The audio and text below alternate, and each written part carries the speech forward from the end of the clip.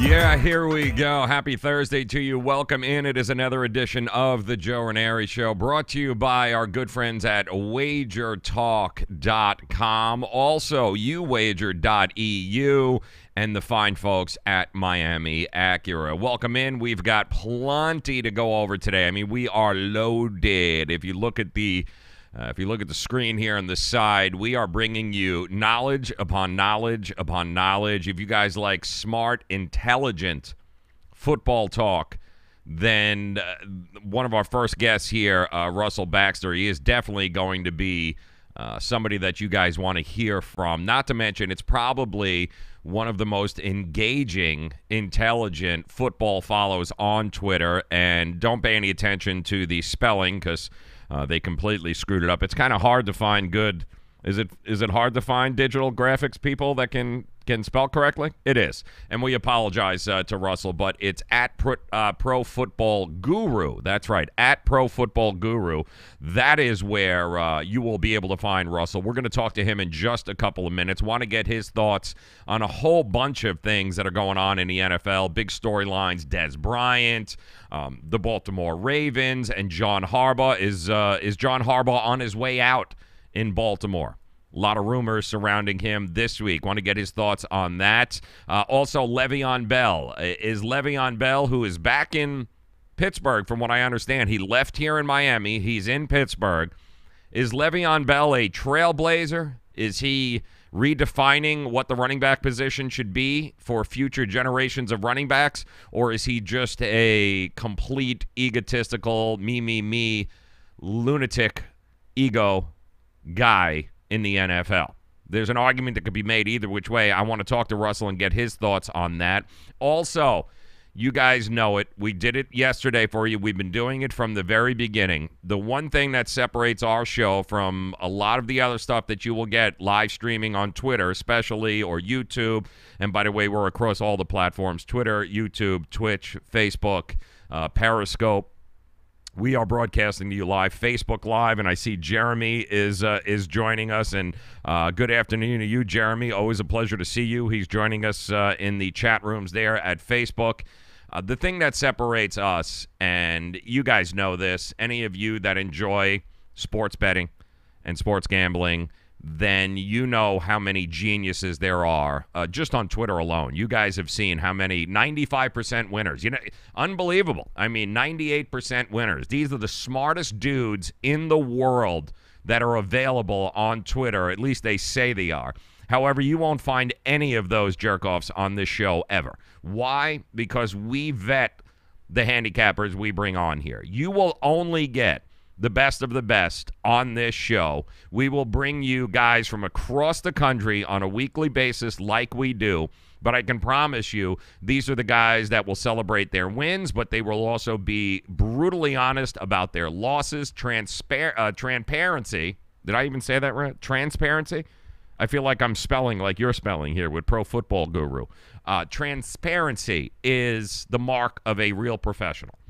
And that's what you will get here. We brought it yesterday. Captain Capping was on here yesterday, gave you the Northern Illinois winner. Not only gave you the Northern Illinois winner, but he nailed it exactly the way it played out last night. He was unbelievable, was uncanny, but it just goes to show you the guy is on fire, and he's a guy that is very soft-spoken, but he will tell you when he's right, he'll tell you when he's wrong, but more importantly, he will lay it out for you. One of the truly best. He is a guy that you will see on this show an awful lot, and I know a bunch of you have been DMing me, when's he coming back, when's he coming back. We'll get him. He'll be back on the show again next week for sure. You'll be able to hear from him. The guy that I'm bringing on today, he's a regular here on the Joe Raineri Show. Why? Because it doesn't get any better than Ralph Michaels. Ralph Michaels will be joining us bottom of the hour. We've got games tonight, college football, NFL, and, of course, Saturday and Sunday. Ralph's even got one tomorrow night that he loves that we'll go over. But Ralph is the consummate professional. And that's why we love our partnership with WagerTalk.com. That's why we love Ralph Michaels. And that is why when you guys tune into this show, our show here, the Joe Raineri Show, besides the spelling, and that's Pro Football Guru, by the way, under Russell Baxter, you are guaranteed, we promise you just a couple of things. We can't promise you that the people we bring on, the handicappers, are always going to be right, because nobody can do that. But we can promise you that the guys that you will hear from are the professionals in the business. They don't hide behind Twitter names and behind Twitter accounts, and they're not just telling you how wonderful they are. You have an opportunity to meet those guys, hear from them, and hear from them here on the show each and every day during the week. We do this Monday through Friday, including our weekend shows with our man. You want to talk about another legend, right? Jersey Kid Picks. We do our 2-minute drill on Saturday and Sunday, getting you ready for the college and the NFL slate. Jersey Kid Picks is another guy that you can absolutely count on to be transparent. Both winners and losers, doesn't matter, but it's a guy who's been doing it forever that we trust. His clients trust him, and that is why he is on this show with us. So I promise you, and I've made this pledge to you, because sports betting is growing so much in this country, and because people are trying now to get into it, it also means there is a lot of shit that is flooding the marketplace, especially on Twitter and social media sites. Guys that are claiming they're the greatest thing since ice cream, they're the smartest. Well, I'll tell you what, if they're not on this show, there's probably a good reason as to why they're not on the show. So we've partnered with guys like WagerTalk.com, who, by the way, the Prez, he'll be joining us talking some NHL hockey tomorrow. You don't want to miss that. But that's what we bring to the table here for you. That is what this show is all about. It's meant to bring you the best of the best, so you don't have to worry about getting scammed or getting taken advantage of. The guys we recommend on the show are truly vetted out. So Ralph Michaels, the man behind the man, he's going to join us bottom of the hour. We're going to talk some picks with him. But I do want to get to Russell Baxter, who is on hold. We're going to get Russell here in just a second. Also want to remind you, Travis Wingfield, the Miami Dolphins are a hot mess. You want to talk about hot. As a matter of fact, let's go live to Davie, Florida for the Miami Dolphins camp.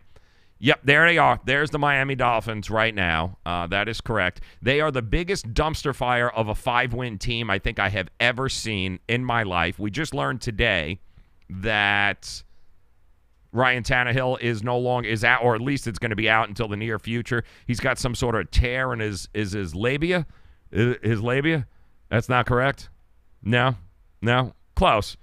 It's Ryan Tannehill. Yeah, he's got some sort of labia tear or something along. I have no idea. But the bottom line is we will not have any Ryan Tannehill anytime soon.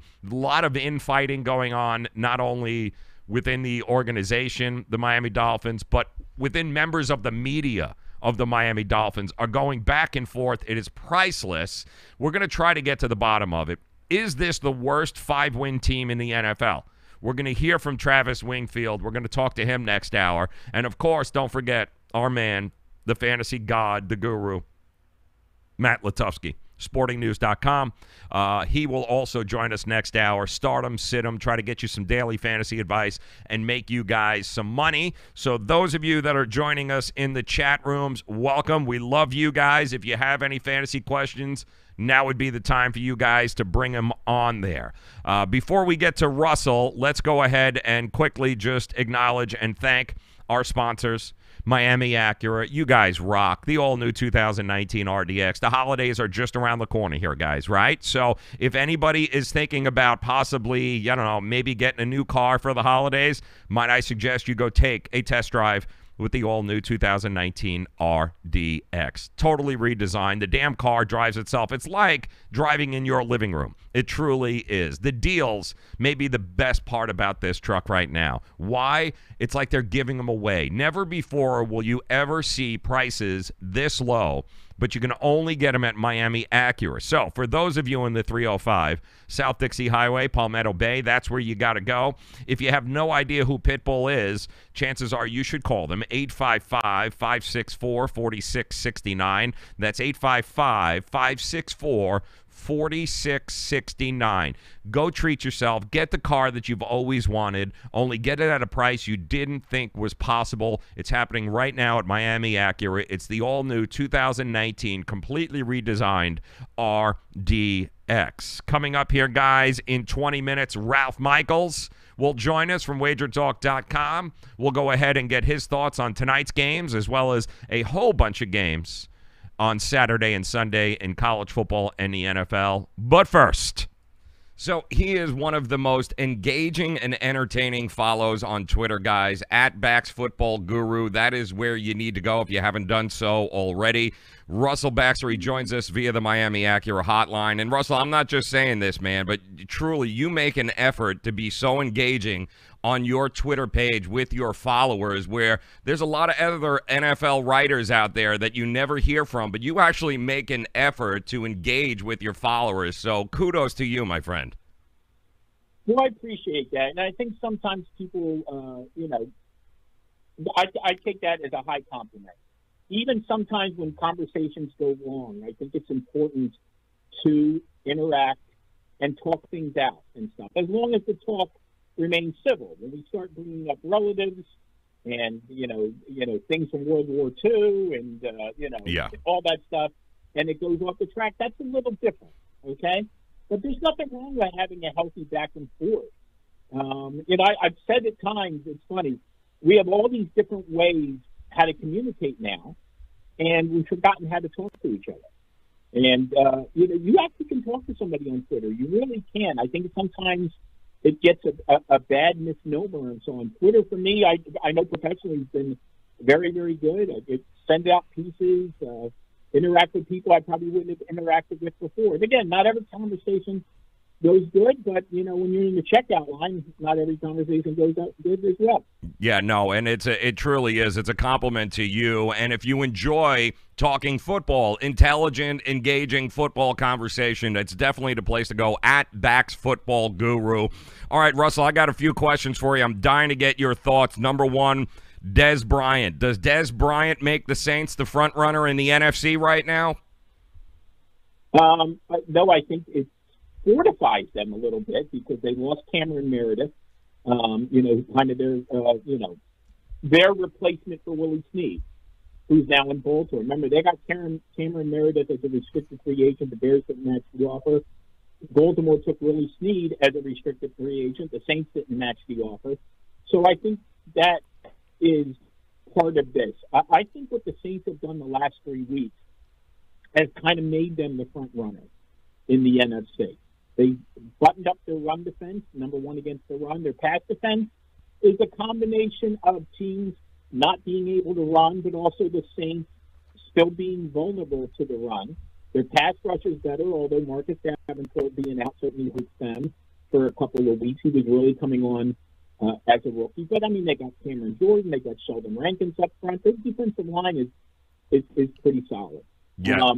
But going to Baltimore and scoring all those points in the fourth quarter and going to Minnesota and avenging 2 losses from a year ago, and then even though they had a little bit of hiccup in the third quarter and fourth quarter, holding off the Rams, yes, I think it does make them the front runner. And in some ways, Joe, they almost benefit from the fact that people have memories of them losing to the Bucs in Week 1 at home. Yeah, there's a lot of truth to that. There's actually more to be gained in losses sometimes than wins. Russell Baxter joining us at Bax Football Guru on Twitter. Le'Veon Bell reports, obviously he left here in Miami. They reports of him in Pittsburgh right now. Le'Veon Bell, visionary or selfish egomaniac, Russell? Well, actually, it's kind of funny, Joe. I did not realize when I saw that Le'Veon Bell was on that jet ski down in Miami, that he had actually booked passage on the SS Poseidon, because everything I saw from Le'Veon Bell yesterday was written upside down. So I don't know if he's a visionary. Okay. Listen, if he was a visionary on the Poseidon, he would have found the engine, correct? That's so true. But he's trying to reshape the way the running back position, I guess, is viewed. Some can argue that, listen, what he's trying to do is he's trying to protect the running back position and the players moving forward. Do you buy that argument? I do buy it to a degree. Okay, I do buy it to a degree. The only problem I've had with how Le'Veon Bell and his agent have handled this, and again, this is from the surface and not from behind the scenes, Joe, so, understand where I'm coming from. Sure.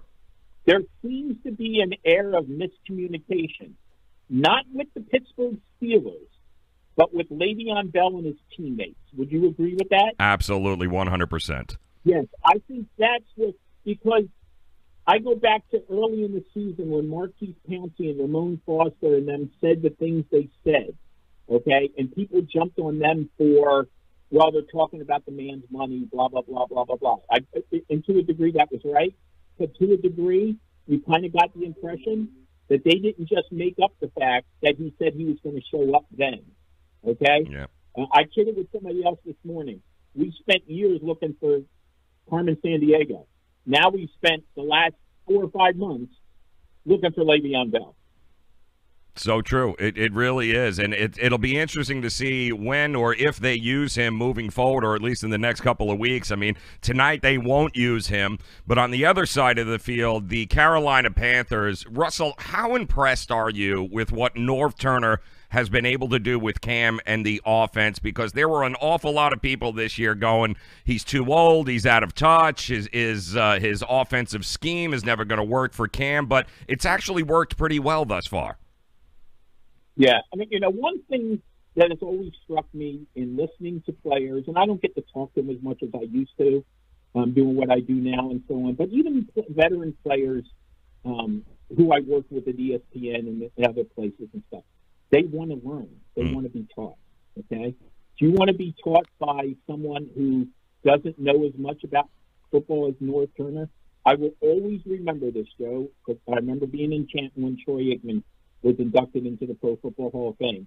He didn't pick Jimmy Johnson. He didn't pick Jerry Jones. He didn't pick Michael Irvin. He didn't pick Emmitt Smith.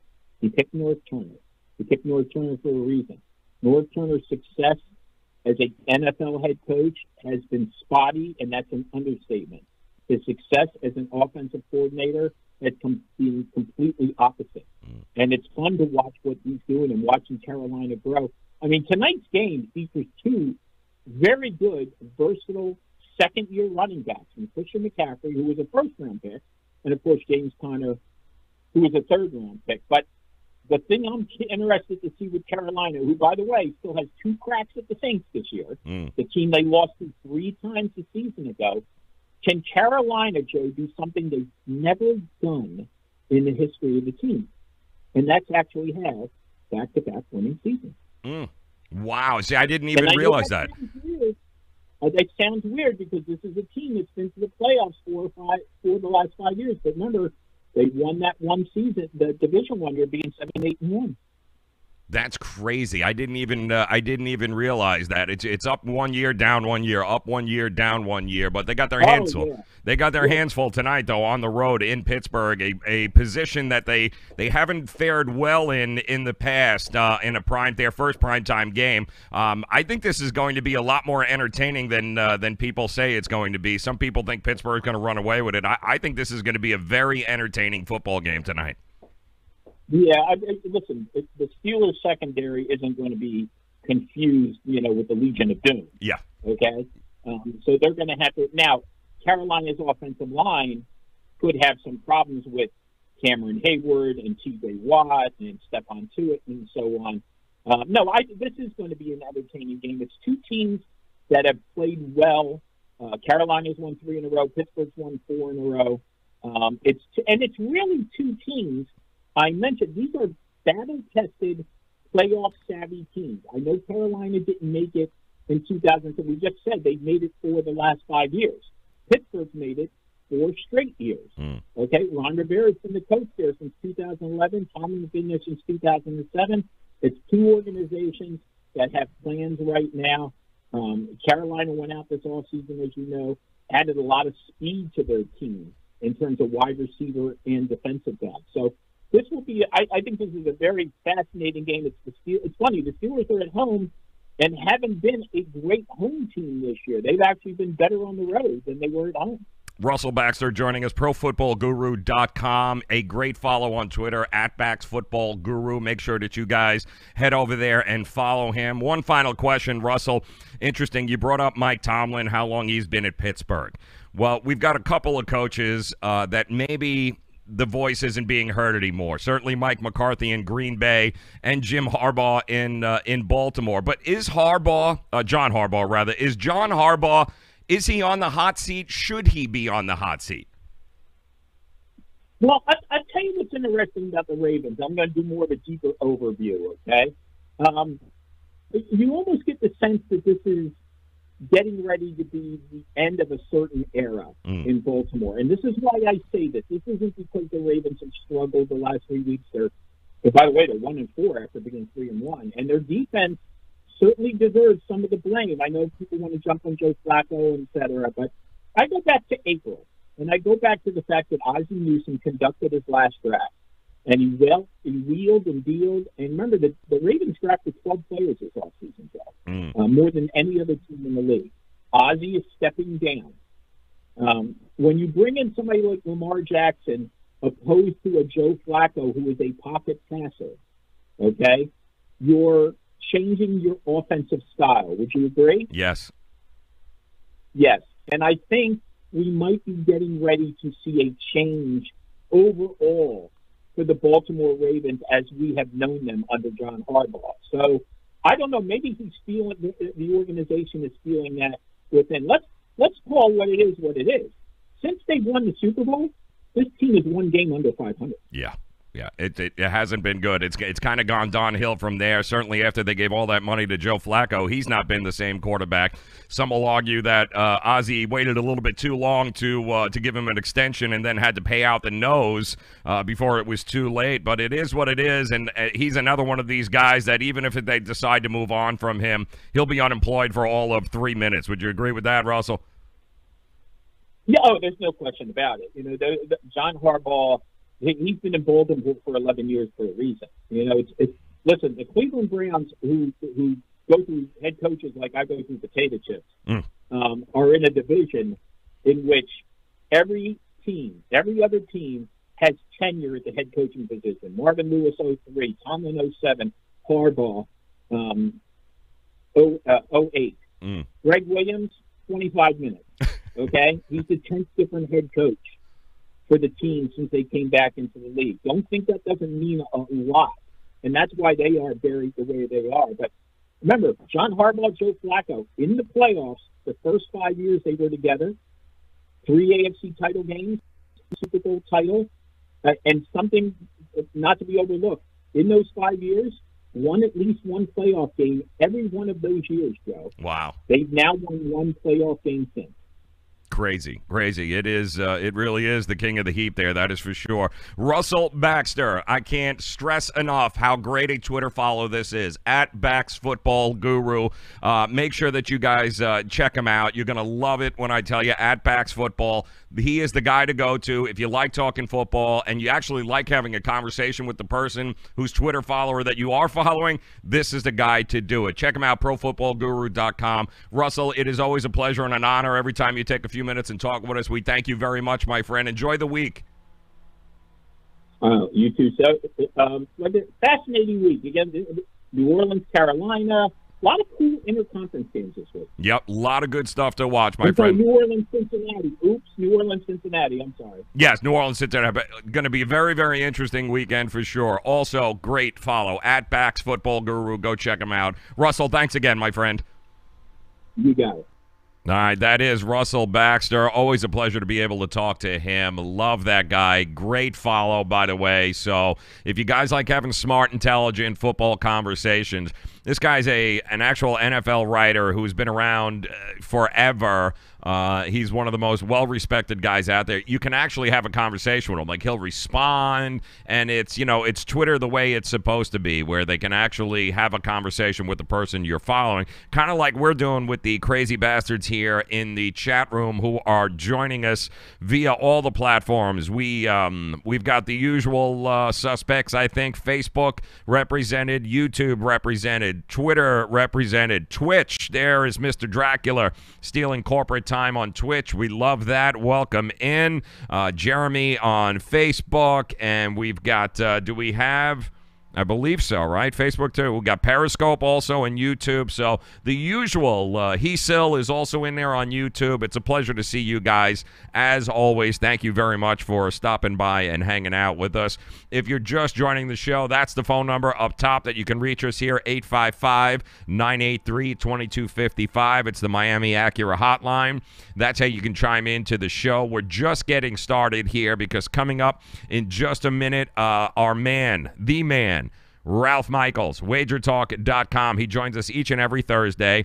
We break down not only the college venue, but the slate of games in college, but also in the NFL. We've got two games tonight. We got one college, one NFL game tonight. We got a whole bunch of trap games on Saturday and Sunday, and he's going to help us break down a few of those. So this is where you get out your number 2 pencil, you sharpen it up, and you start taking some notes, because when Ralph Michaels starts throwing some trends at you and throws the numbers at you, these are the things that you want to know before you make a decision on who it is that you are going to bet. He still wants to know, where is Onions? I don't know where Onions is, but it's early yet. Onions will drop by, and I'm telling you, this chat room, we invite you guys, go to the chat rooms, okay? Any one of these platforms.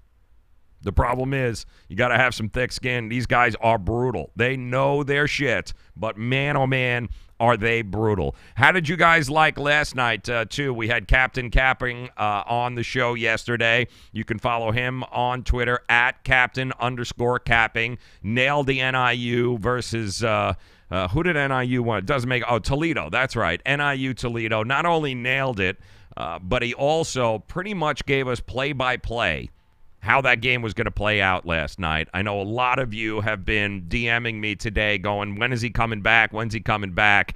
It was that good. He was that good yesterday. He'll be back and joining us again real soon. Some great stuff there. In the meantime, make sure you follow him. It's at Captain_Capping. That's how you get in touch with him. Mr. Skunt. Yes, that's S-K-U-N-T. It's a hell of a name. Mr. Skunt, we love having you on the show, too, as well, brother. Thank you very much for making us a part of your day. Ralph Michaels is going to join us here in just a minute, so we will go ahead and get you the picks. Also, top of the hour, Matt Latufsky. SportingNews.com. The fantasy legend, the guy that sits there and all week long figures out ways for you to not only win your fantasy league, but how to score money in daily fantasy. He's going to join us top of the hour. Matt Latufsky, SportingNews.com. And if you guys have a Stardom Situm, any sort of fantasy questions, go ahead, pop them in here on the on the chat rooms. We'll go ahead and get to him. He'll join us live just after the top of the hour. But first, once again, we do want to thank a few of our sponsors here. Folks like Low Cost Airlines. If you're planning on flying away for the holidays, don't do it. Don't call the airline directly. Just pick up the phone and call Low Cost Airlines. The prices are unbeatable. And if you're planning on coming to South Florida, for instance, maybe you want to take a cruise sometime soon, Superior Cruise and Travel, definitely the folks that you want to sit there and pick up. And just call those numbers. These guys support us. We certainly hope that you will support them. And coming up in 60 seconds, don't go anywhere. 60 seconds, Ralph Michaels, the man, the myth, the legend. He's going to make us some money. How many of you like money, right? Tell the truth. How many of you guys like money? Ralph Michaels at Cal Sports LV from WagerTalk.com. Get ready. He's joining us here in 60 seconds. Back pain doesn't take vacations. It never celebrates holidays. It's on the job 24/7 to keep your life exactly where it is, in limbo. But it doesn't have to be that way, because Laser Spine Institute can help you take back your life from chronic neck and back pain. With a less than 1-inch incision, our minimally invasive procedures have provided relief to over 60,000 patients with a 97% patient satisfaction rate. So get ready to stand tall and live the life you've imagined for yourself without pain. Are you or a loved one suffering from a bulging disc, herniated disc, spinal stenosis, pinched nerve, or degenerative disc disease? Call our spine care consultants now for a no-cost MRI review and to learn more. It's time to say goodbye to chronic neck and back pain. What have you got to lose? Laser Spine Institute, the leader in minimally invasive spine surgery. Call 855-720-BACK. 855-720-BACK. 855-720-BACK. That's 855-720-BACK. Well, guys, it is Thursday, which means it's time to hang out with only the best. That's what we bring on the Joe Raineri Show, and there is none better than Wager Talk's Ralph Michaels, who joins us via the Miami Acura hotline, doing double duty, man, working on college basketball, and, of course, now we've got college football and the NFL. Ralph, have you slept at all this week? You know, to me, the sleep doesn't matter, and getting off to a good start actually, helps a lot. When you're putting in the hours and you have success, you don't mind putting in those extra hours. If it's ever one of those seasons where you get off to a bad start, it's tough to do. Keep putting in that work, knowing it's going to turn around, but off to a great start this year in both sports. So November's always a great month. Yeah, it certainly is. We're excited. And tonight, listen, we've got college football and the NFL. We'll start college. I don't understand this line. I mean, I guess I understand it, but it keeps creeping up and up. We've got Wake Forest taking on NC State. The line is up to 19.5 right now. NC State laying 19.5. And I understand that last week, Wake Forest, they ended up losing more than just to Syracuse. They lost their starting quarterback to a leg injury, and now they've got a sophomore in their place, but 19.5 points, almost 3 touchdowns, for Wake Forest. Is that just too much? Well, obviously I don't have a play on this game, but I think I would still have to lean with North Carolina State. Wow. To me, they're a player that, Ryan Finley, an experienced quarterback, getting it done. The rush attack hasn't been well, but Wake Forest's defense has struggled. A 21-point win against Florida State is impressive. And you look back, you beat Boston College at home by 5. Again, that was a very tough game, but you had a 215-yard edge. You were minus 3 turnovers. And you beat a very good Virginia team at home by 14. Your 2 losses this year are on the road at Clemson, which everyone's going to lose to on the road at Clemson, and at Syracuse, and Syracuse is a very much improved team. So, to me, I like the way NC State is playing. I think they can get it done. I think both their offense and defense can excel tonight and actually bring home the cover. All right, there you go. A game tomorrow night, Ralph. Interested to get your take on this. I had it circled on my card, but listen, it's Louisville. So anytime we get a chance to bet against Louisville, taking on Syracuse, at Syracuse. Syracuse, another one of these double-digit, -21 right now. I don't think it's moved since, but -21. Dino Babers, third season. Listen, Louisville seems to be a mess. There's rumors of Bobby Petrino being outed after this year. Do you like this game? What do you think of it? You know, I have a free play written up at Wager Talk if people want to go hear the write-up, but it is on the Syracuse Orange. And to me, Louisville has just quit. You look at their defensive numbers, what they have allowed the last 4 weeks, and on the road this year, they were allowing 68% completions, 292 yards rushing, 6.5 yards per carry. I don't think there's any way Petrino is with this team next year. I think he's lost his team. I don't think there's any way you can get it back. And now you have Dino Babers, who's turned Syracuse around, and he did the same thing at Bowling Green. In his final year at Bowling Green, he went 7-2 ATS as a favorite. Now it's revenge for a couple seasons where they went 4-8. They have the better team.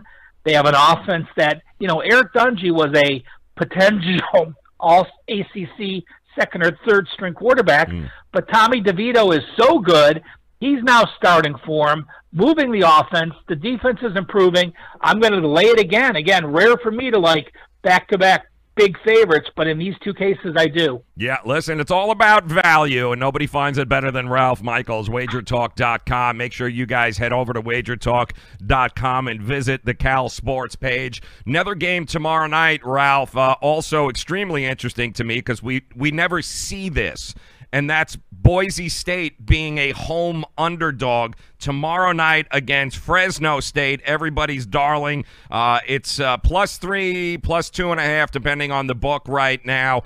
Boise State, can you remember the last time Boise State was a home underdog? Yeah, this is the third time since 2000. So in 19 seasons, they've only been a home dog twice, and the last time was 2005, I believe, to Washington State, and then one other time early in the 2000s. But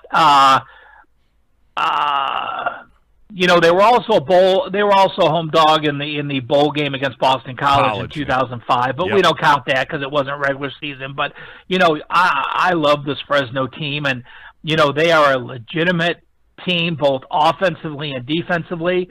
If you go back this season, I clearly have them as the best group of 5 team. Their only loss was by a touchdown at Minnesota, and if you remember the highlights for that game, it was probably one of the best interceptions I've ever seen by a Minnesota DB to save that game and give Minnesota the win over Fresno. Fresno's defense has held 5 of their last 6 opponents to a season low or a number 2 low. They're only allowing 300 yards per game. And this has been the most profitable team in football. They are 18-3-2 against the spread. So in their last 23 games, 2 of them have been a push, 18 wins, 3 losses. And because it's Fresno, because it's out west, because they don't get as much publicity as some of the other schools, these lines are still reasonable. Fresno also has revenge for the Mountain West championship game last year that Boise beat them in. They should have had home field edge, but the Mountain West had some weird rules. It all adds up to me, and Fresno gets the revenge and wins the Mountain West. Wow. Basically has control of the Mountain West to go to the championship game. All right, man. Big push for Fresno State, and Boise State is, well, we'll see how they react. That is for sure. A game here in South Florida. I've been getting a lot of grief for this, Ralph, because, I've been hard on the Miami Hurricanes, and deservedly so. I mean, they're coming off of 3 consecutive losses to Virginia, Boston College, and Duke, even though it was almost a hurricane there. But I can tell you this, Ralph. My sources are telling me he has not lost that locker room. These kids, unlike Bobby Petrino with Louisville, they have not quit on him. He has not lost it, even though he's juggled the quarterback situation. Georgia Tech on the road. Miami is getting 4 points here, and I love Miami in this position. What do you think, Ralph? Well, I think you and I are going to have to bet a beer then, because I'm going to lean the other way. Now, I don't love Georgia Tech, but I certainly have an opinion towards Georgia Tech.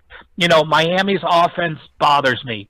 I can understand switching quarterbacks, but the way he's been switching them for these games, you scored 13 against Virginia, 14 against Boston College, 12 points against Duke.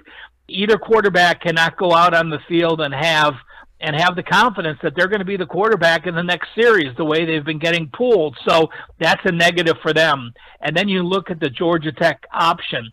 The option, you can look at Navy's records over history. You can look at Air Force. You can look at Georgia Tech's. The option always gets better later in the year because the timing between the offensive line, quarterback, running back on those pitches gets better. You get better making your cut blocks on the O-line. And those situations, as the season progresses, when you get into November, those teams have a history of performing better.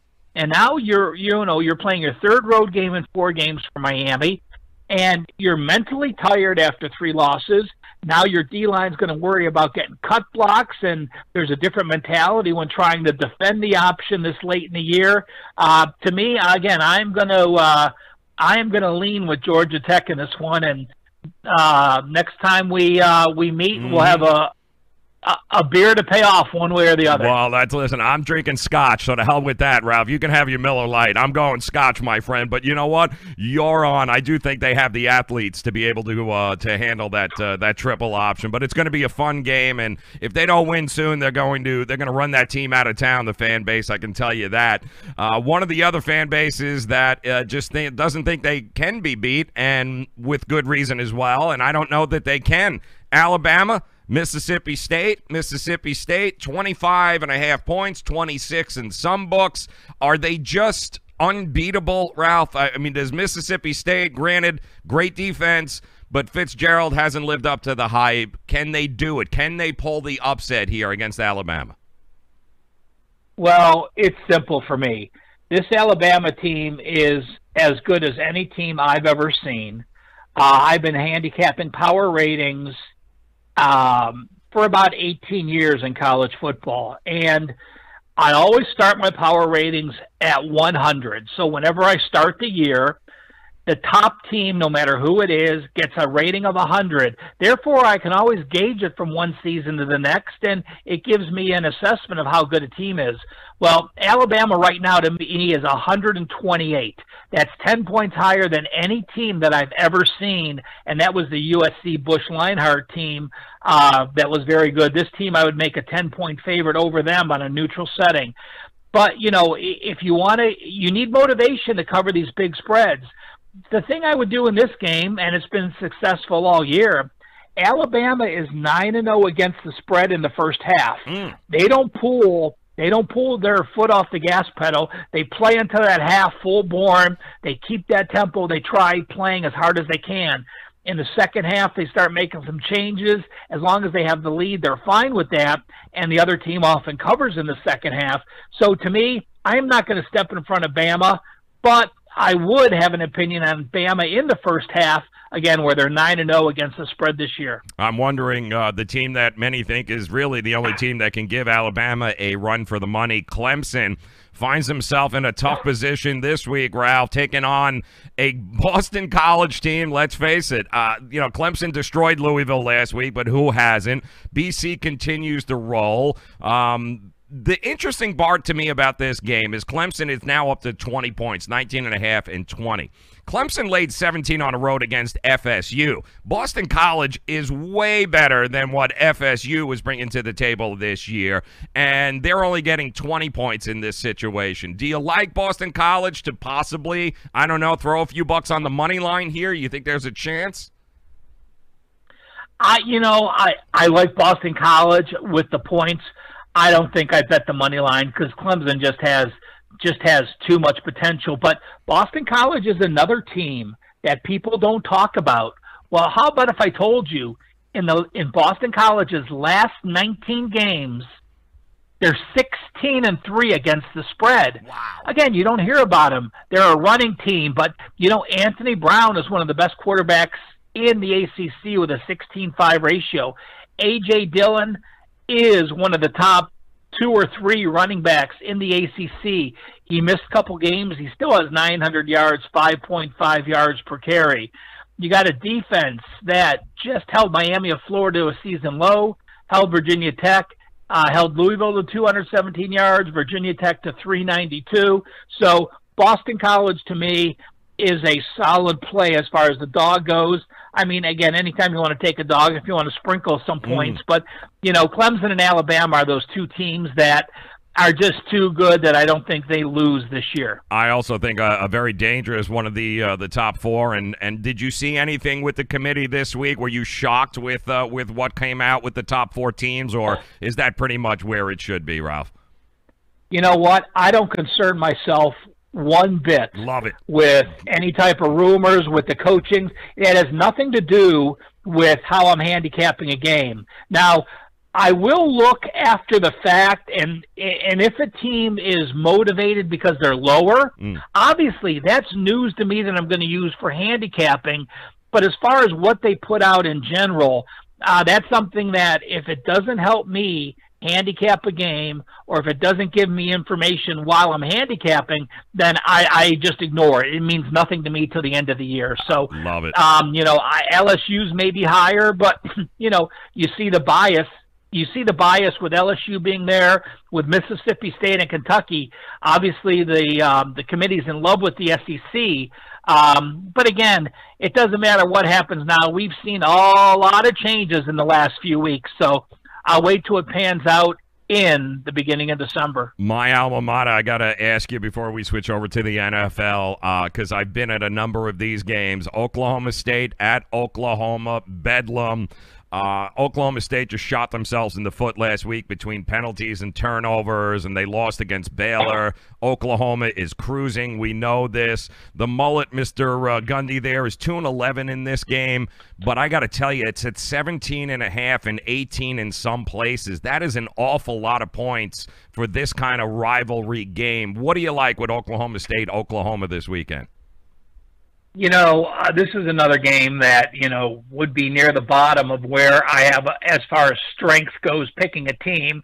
But I've been asked this game on a couple radio shows, and when I gave my final assessment, it was a lean on Oklahoma.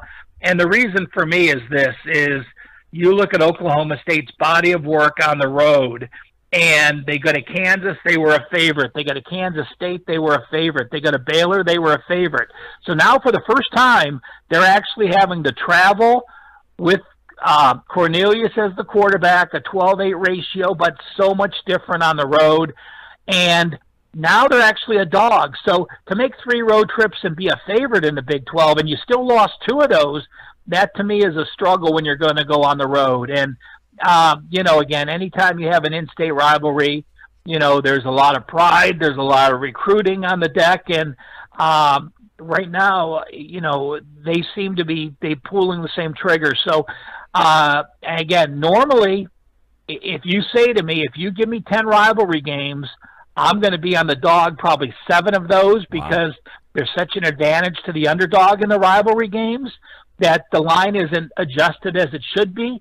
But I just can't trust this Oklahoma State team because, again, all 4 non-conference games were at home. Their 3 road games were as a favorite. So this is such a unique situation, being this late in the year and being a road dog for the first time. Well, then I got to ask you one more then. The double digits here in the Iowa-Northwestern game. Northwestern is on a roll, and yes, Iowa is a good team at home, but we're looking at 10.5 here, Ralph. 10.5. Is there some value in Northwestern in this situation? Anytime you have Northwestern, you're going to want to say, hey, I'm back in the dog. The Wildcats are now 24-9 against the spread as a road dog the last 11 years, and they've covered 8 straight as a road dog. Why? Well, Fitzgerald is an excellent coach. Northwestern is a school that you have to be smart to get into. His play calling on defense is sophisticated, but they're very good at it. They don't turn the ball over. They force some turnovers, and that's exactly what you need when you're going to back a road dog, a team like Northwestern. I do back the Wildcats this week. All right, there you go. He is Ralph Michaels. WagerTalk.com. That is where you go, and it should be noted for those of you that are just joining us. Ralph Michaels, one of his fortes is college basketball. We had him on the show on Tuesday this week. He gave you that play at Ball State, and they ended up winning by double digits there, which was fantastic. But he has the opportunity for you, and correct me if I'm wrong here, Ralph, at WagerTalk.com. They can go to the Cal Sports page, and they have the opportunity to, they can buy a single game, they can buy a season. There's all sorts of availability and packages on how they can get involved with you on both college basketball and football, correct? Well, there is. And even, a couple things people don't know. If you're a college basketball fan, even if you're not going to buy my plays, if you go to Wager Talk and then you go to the Cal Sports page and scroll down, you see my last 20 plays. You can click up and you can still get my write-up for those games. So even if you're not buying my plays and you want to see how I did the day before, you can go in there. You can read my write-ups on the games. If I have any systems or angles, you're going to be privy to them and be able to use them the next time. There is a special available now. It's not advertised, but we'll mention it here. Normally a 7-day all access. That means you're getting college football, the NFL, and college hoops for 7 consecutive days. Mm-hmm. That package is normally $99. If you use the code TV59, you'll get 7 days of all my sports for $59. Wow. That's normally the price of a 3-day package. So if you're interested in that, wagertalk.com, go to the Cal Sports page, go to the 7-day all access. It'll say $99. When you click on that, it'll ask for a code if you have one, TV59, and it'll save you $40 off that $99 cost. Listen, we only bring the best of the best here on the Joe Raineri Show. So if you have an opportunity for $59 to get a week's worth of plays and a week's worth of knowledge and information from somebody like Ralph Michaels, then take advantage of it. Head over to wagertalk.com and do it. Let's switch over to the NFL. Thursday night game, a very interesting Thursday night game. This line opened up rather quickly. Pittsburgh, a 5-point home favorite, but we started to see an awful lot of money come in on Carolina and the points. I think we're at 3.5 right now. Carolina, the underdog, the over-under is at 52. Listen, they're prime time for Carolina. They're not generally good in this situation on the road. This is their first primetime game, short week. What do you like? What don't you like in this game tonight, Ralph? Well, again, that's the big disadvantage of Thursday, as you mentioned. It's a short week, and people don't talk about that enough. Yeah, they're playing on Thursday, but, these NFL players are creatures of habits. They play on Sunday. They know what they're going to do when they're warming up. They know what they're going to do on the road. Now you throw a Thursday road game in there. You're short couple days of practice. You're traveling here. You're playing in a hostile environment. The crowds tend to be a little louder. They have a little more alcohol in them, and they know they're in the national spotlight. But with that being said, I look at Carolina, and, yeah, they have 2 road losses at Washington and Atlanta, and 2 games they could have won both of them. They had a significant yardage edge in Washington and were basically even against Atlanta. But I like the way the defense is playing. You look at their defense, and over the past 4 weeks, they allowed a season low to Tampa, a number 2 low to Baltimore, a number 2 low to Philly, a number 2 low to Washington. They're allowing about 300 yards per game their last 4 games. Now, with that being said, it wasn't enough for me to pull the trigger because I look at Pittsburgh and you look at what they've done. Situationally, though, Pittsburgh is off Cincinnati, Cleveland, and Baltimore. You just took control of your division by winning 3 straight division games, and now you host Carolina, and then you're going to play Jacksonville next week. So situationally, because of the schedule, I favor Carolina. Because of the short week, I favor Pittsburgh. I've gone back and forth in this game, and even though both defenses are playing well, both offenses are improving, and if I had to give you anything on the game, and again, it just because it's on Thursday night doesn't mean you should be playing it if you don't have a strong opinion. Great. I would lean with the over, even though I talked about the defenses of those teams, because the defenses can struggle on a short week. It's more physical for them to rebound. Pittsburgh's offense at home is completely different on the road. They move the ball much better. So, again, the slightest of leans for me, and it would be on the over. He is Ralph Michaels, wagertalk.com. Before we get to the next game, I want to know, Des Bryant, a New Orleans Saints, does it change anything in your opinion about this team? I think it's a positive, and just simply because you have a hierarchy there that is set, established, and little waves aren't going to make a difference. You know, when you've got Drew Brees and you have Sean Payton and you have experienced receivers, you know, Michael Thomas has been there, Benjamin Watson has been there, and, you know, Kamara is new, but Ingram has been there a few years. So you have a set of players that know the guidelines. And when a player like Des Bryant can come in, perhaps if he was on a younger team that didn't have that experience, he could be a distraction. But with this type of leadership, it's either, you know, we're giving you a shot right now to play on one of the best teams in the league, the second favorite to go to the Super Bowl, a team that just beat the Rams. Now you're coming in and you can be a significant player. And, you know, Des Bryant has to be ecstatic. I mean, he talked about going to the Browns, but now, you know, Michael Thomas has as many receptions over the last couple of years as anyone, you know, and averaging 11.5 yards per carry. So Michael Thomas is going to get double teamed. So you're coming in with a Hall of Famer quarterback, Drew Brees, a running game that's doing very well with Kamara and Taysom Hill, and you're going to be the number 2 receiver. You can't ask for more than that. There's times when, you know, as far as an Eagle goes, you want to be the number 1 receiver, but there's times when you're coming in like this and you want to potentially sign a big contract in the future. Being the number 2 receiver and not getting double teamed you can't ask for more than that. Now, having said that, in a very unique situation here on the road against the Bengals, who just seem to be in total disarray. A.J. Green's not going to be there. You're looking at 5.5 points. The Bengals are going to be a home underdog, over under 53. Is this kind of a trap place for the New Orleans Saints right now?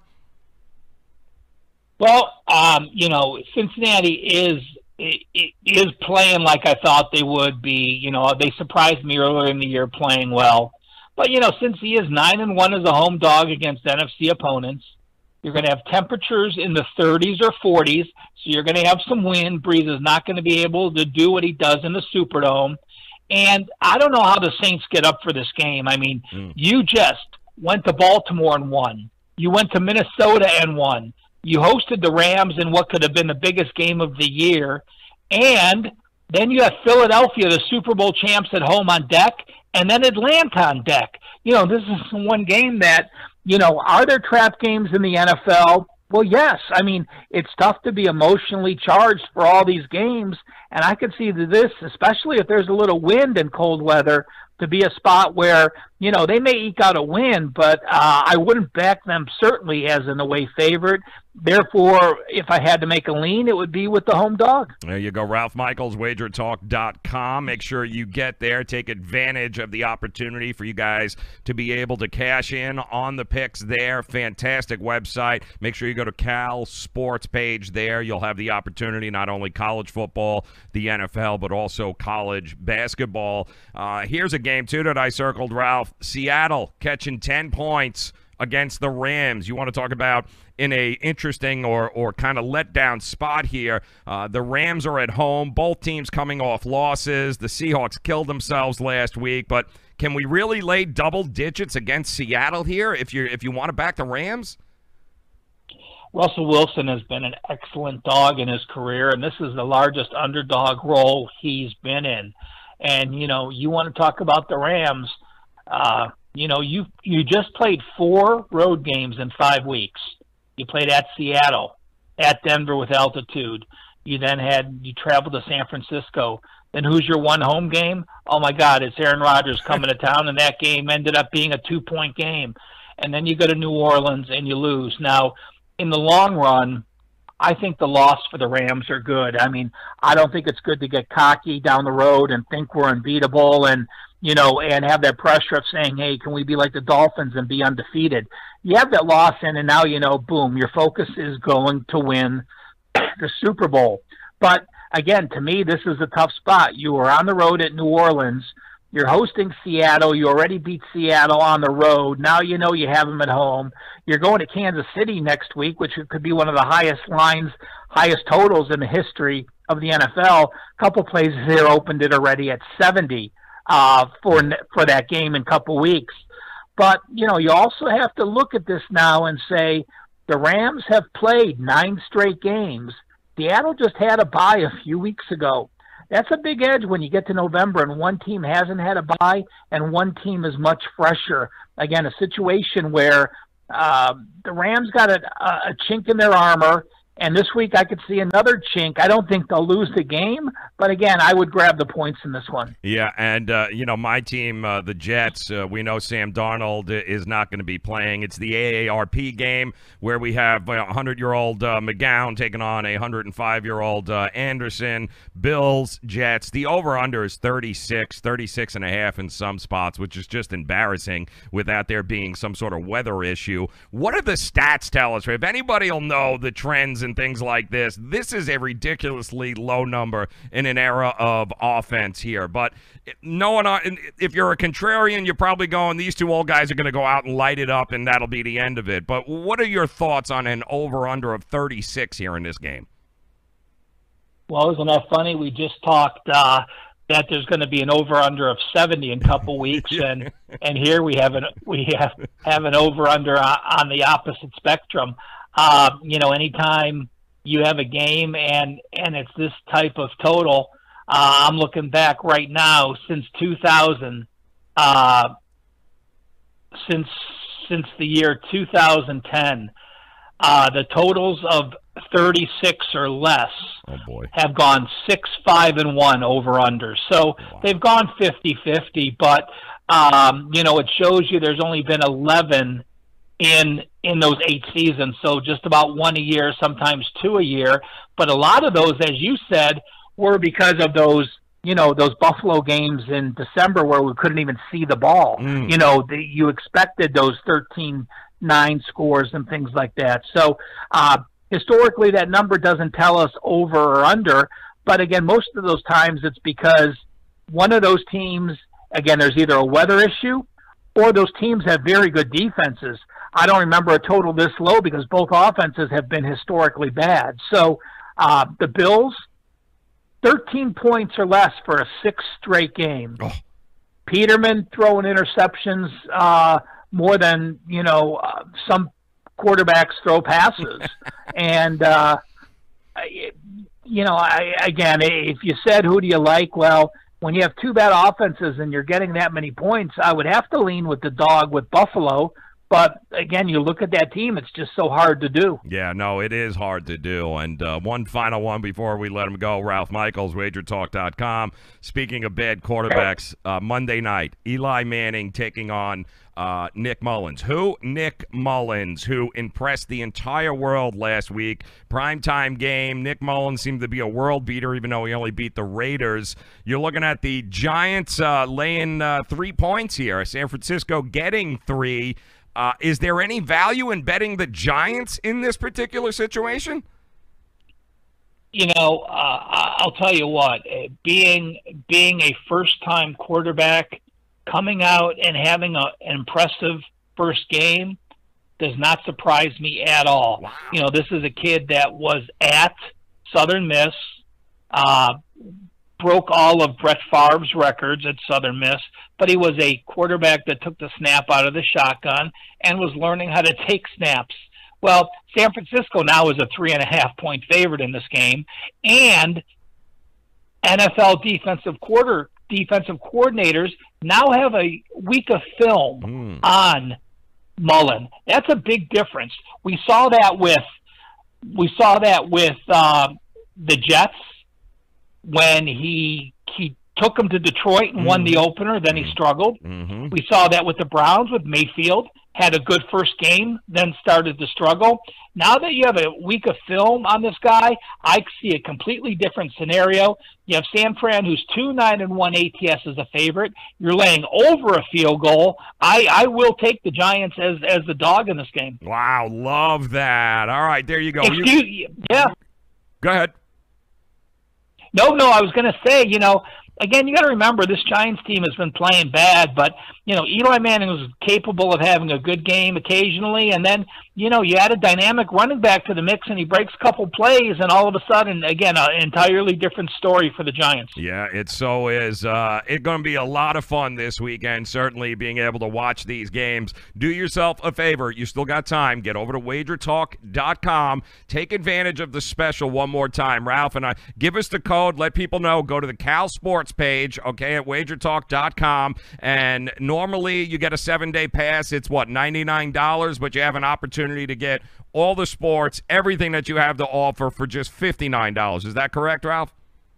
It is. You'll go to the 7-day all access. It'll say $99. You click on that box, and then when you get inside that box and you're putting your information in, it'll give you the place to put a code. Use the code TV59, and boom, you're going to get 7 days for under $10 a day. Yeah, I mean, that's ridiculous. $8-9 a day. I know you got it. All right, so go into the pocket and go there. Do yourself a favor. You'll make 100 times that, taking the advice of the guys at wagertalk.com. He is Ralph Michaels. Make sure that you guys follow him at Cal Sports LV. Ralph, always a pleasure to talk to you, my friend. We'll talk to you Tuesday for our college basketball rundown, but enjoy the games this weekend. Good luck. We'll talk to you then. Appreciate it, Joe. Always a pleasure. You got it. Ralph Michaels, wagertalk.com.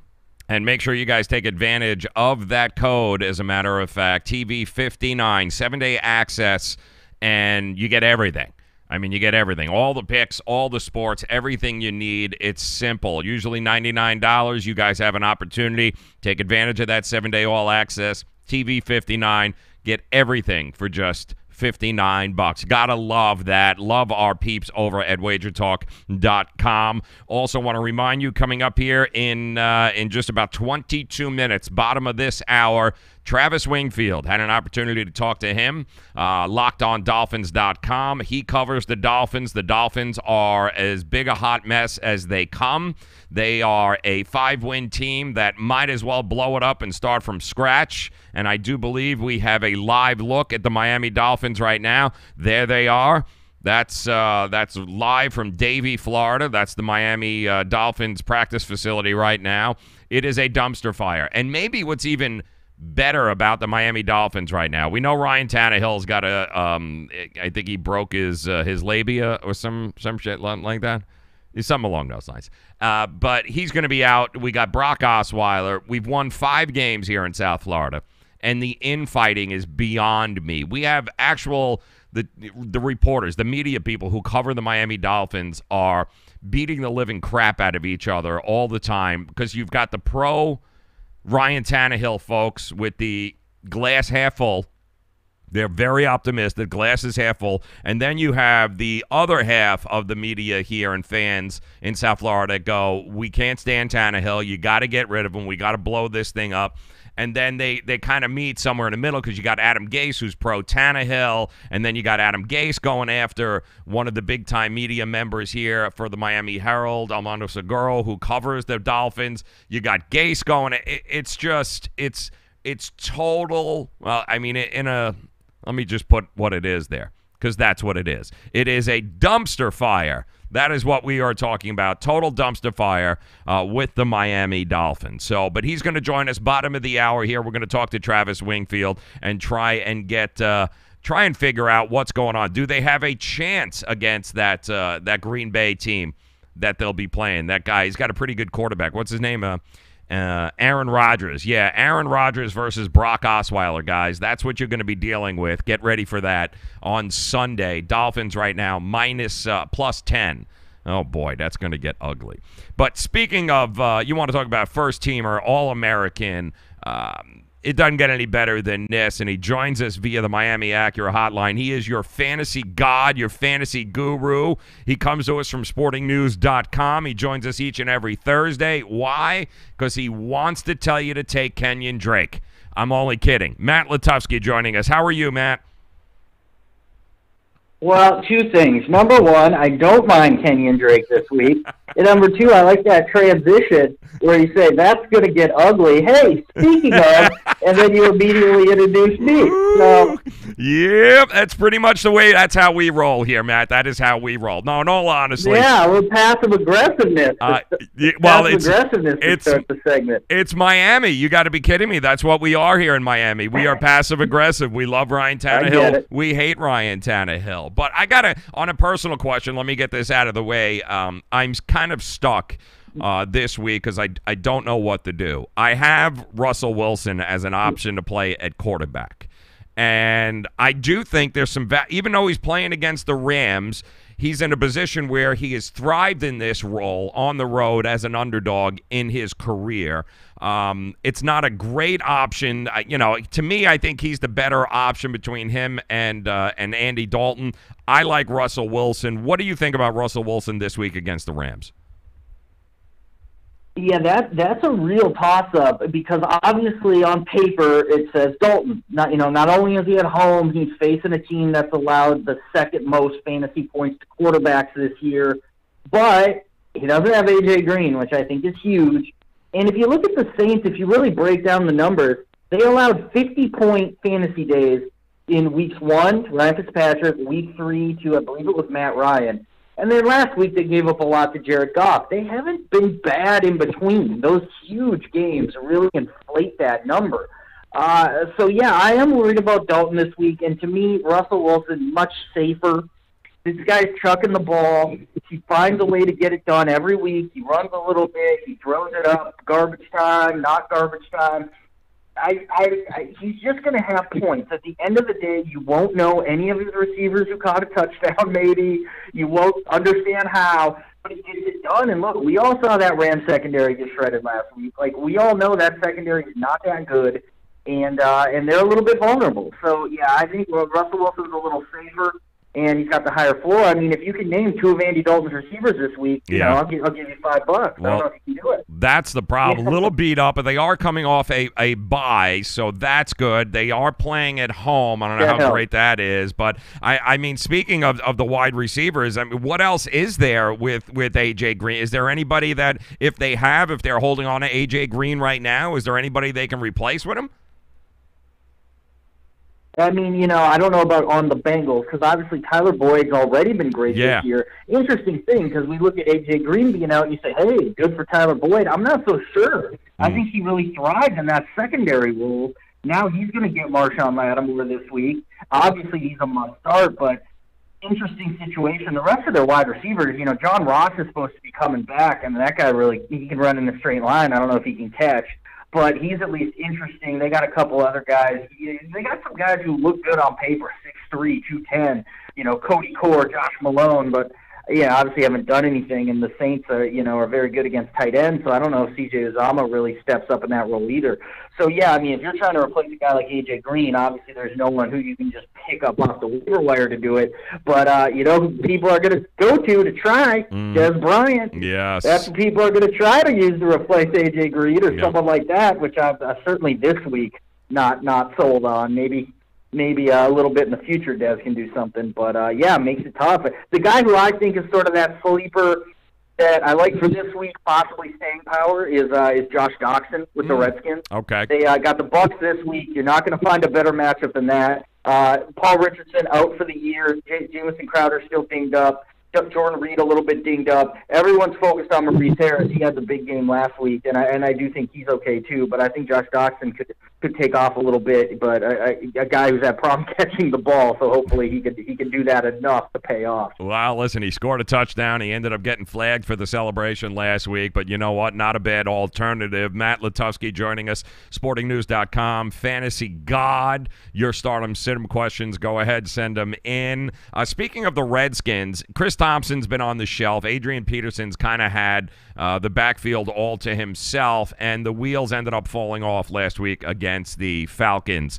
The Redskins are not a team that plays well from behind. They're not built for that.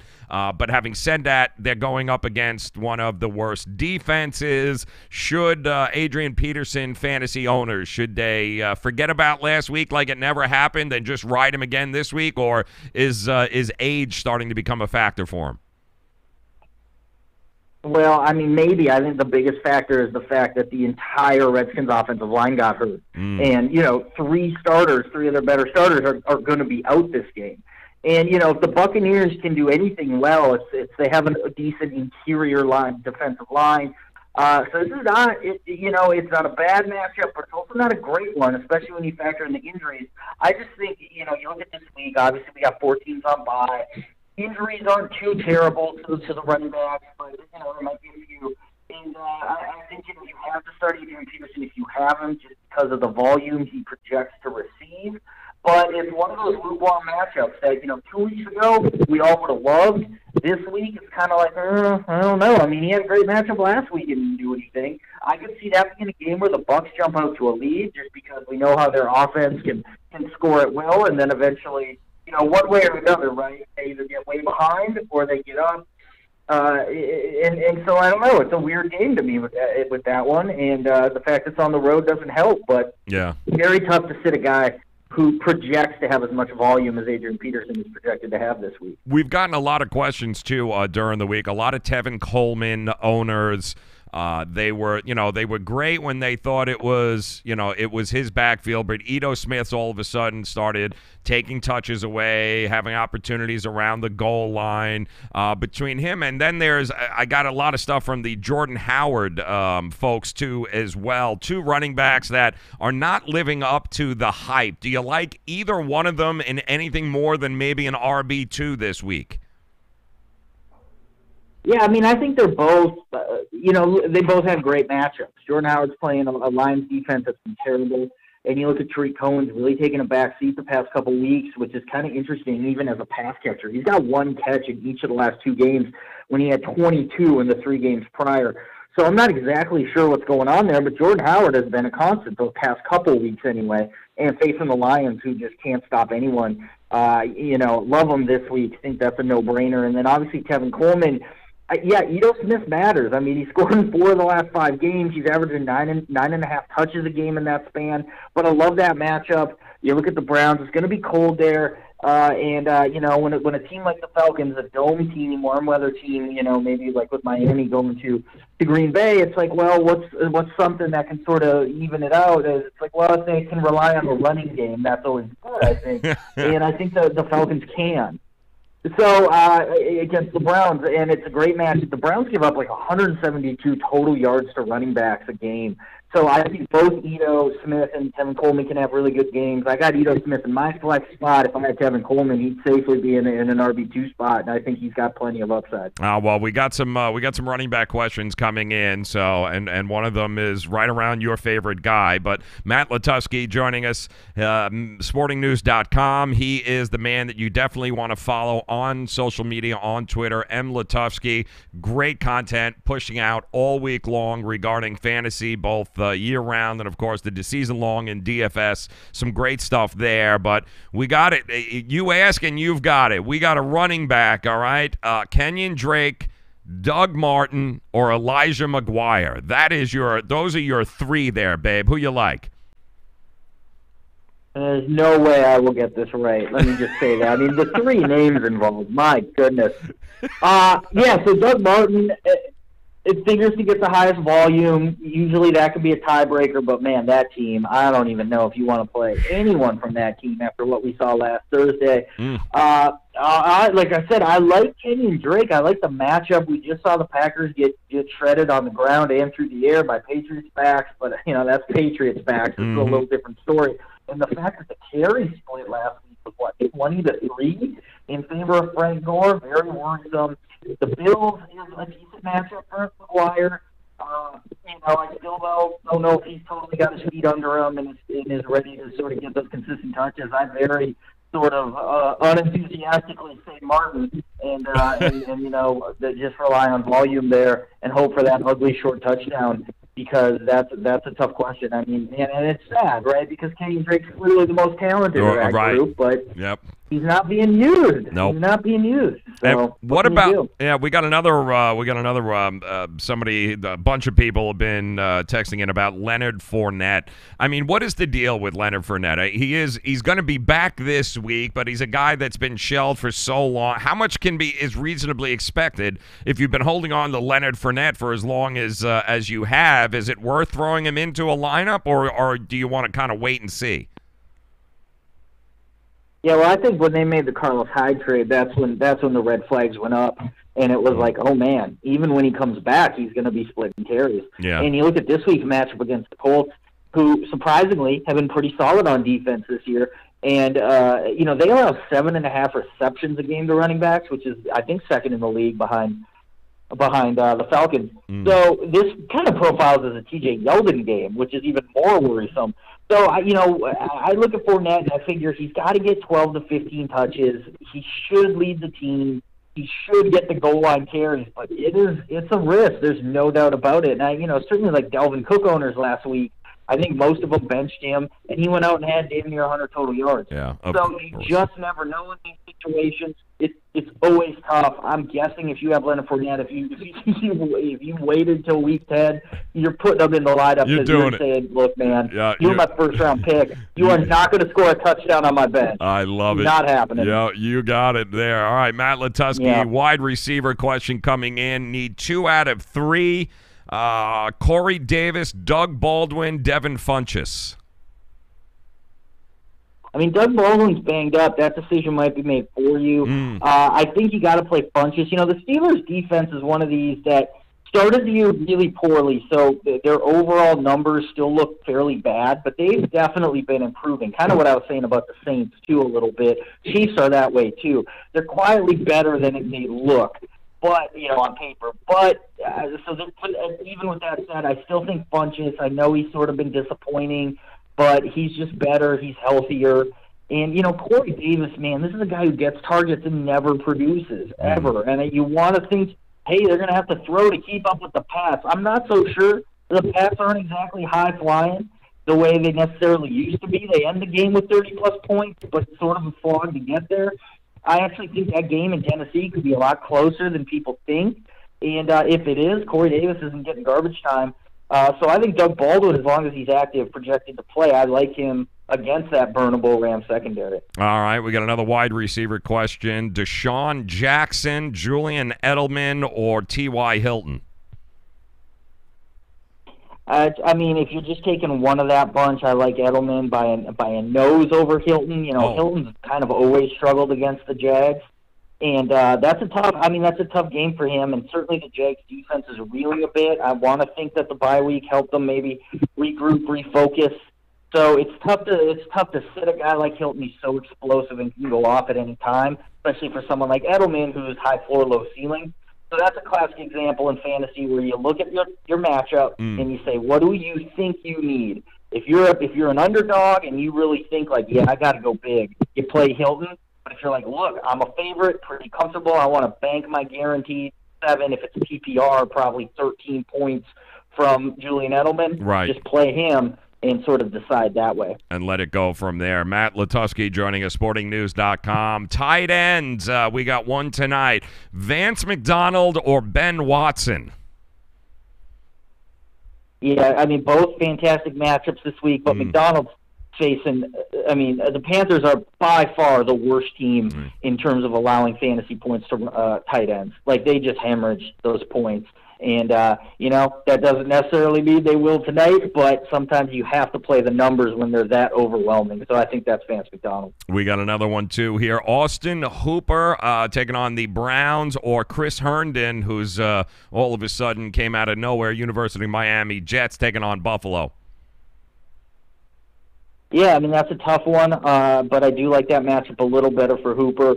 Herndon, you never know if that chemistry is going to be there with a backup quarterback. They have some receivers who are healthier that we know McCown likes throwing to, so that sort of makes that situation a little weird with Hooper. The Browns are 10th in fantasy points allowed to tight ends. They've given up a couple big games that inflates that number. I don't think they're necessarily that bad, but Hooper's, fairly steady in terms of getting the targets. getting the receptions. Not a super high ceiling guy, but I still think a guy's a little more reliable of a play this week than Herndon. Quarterback question: Marcus Mariota or Alex Smith?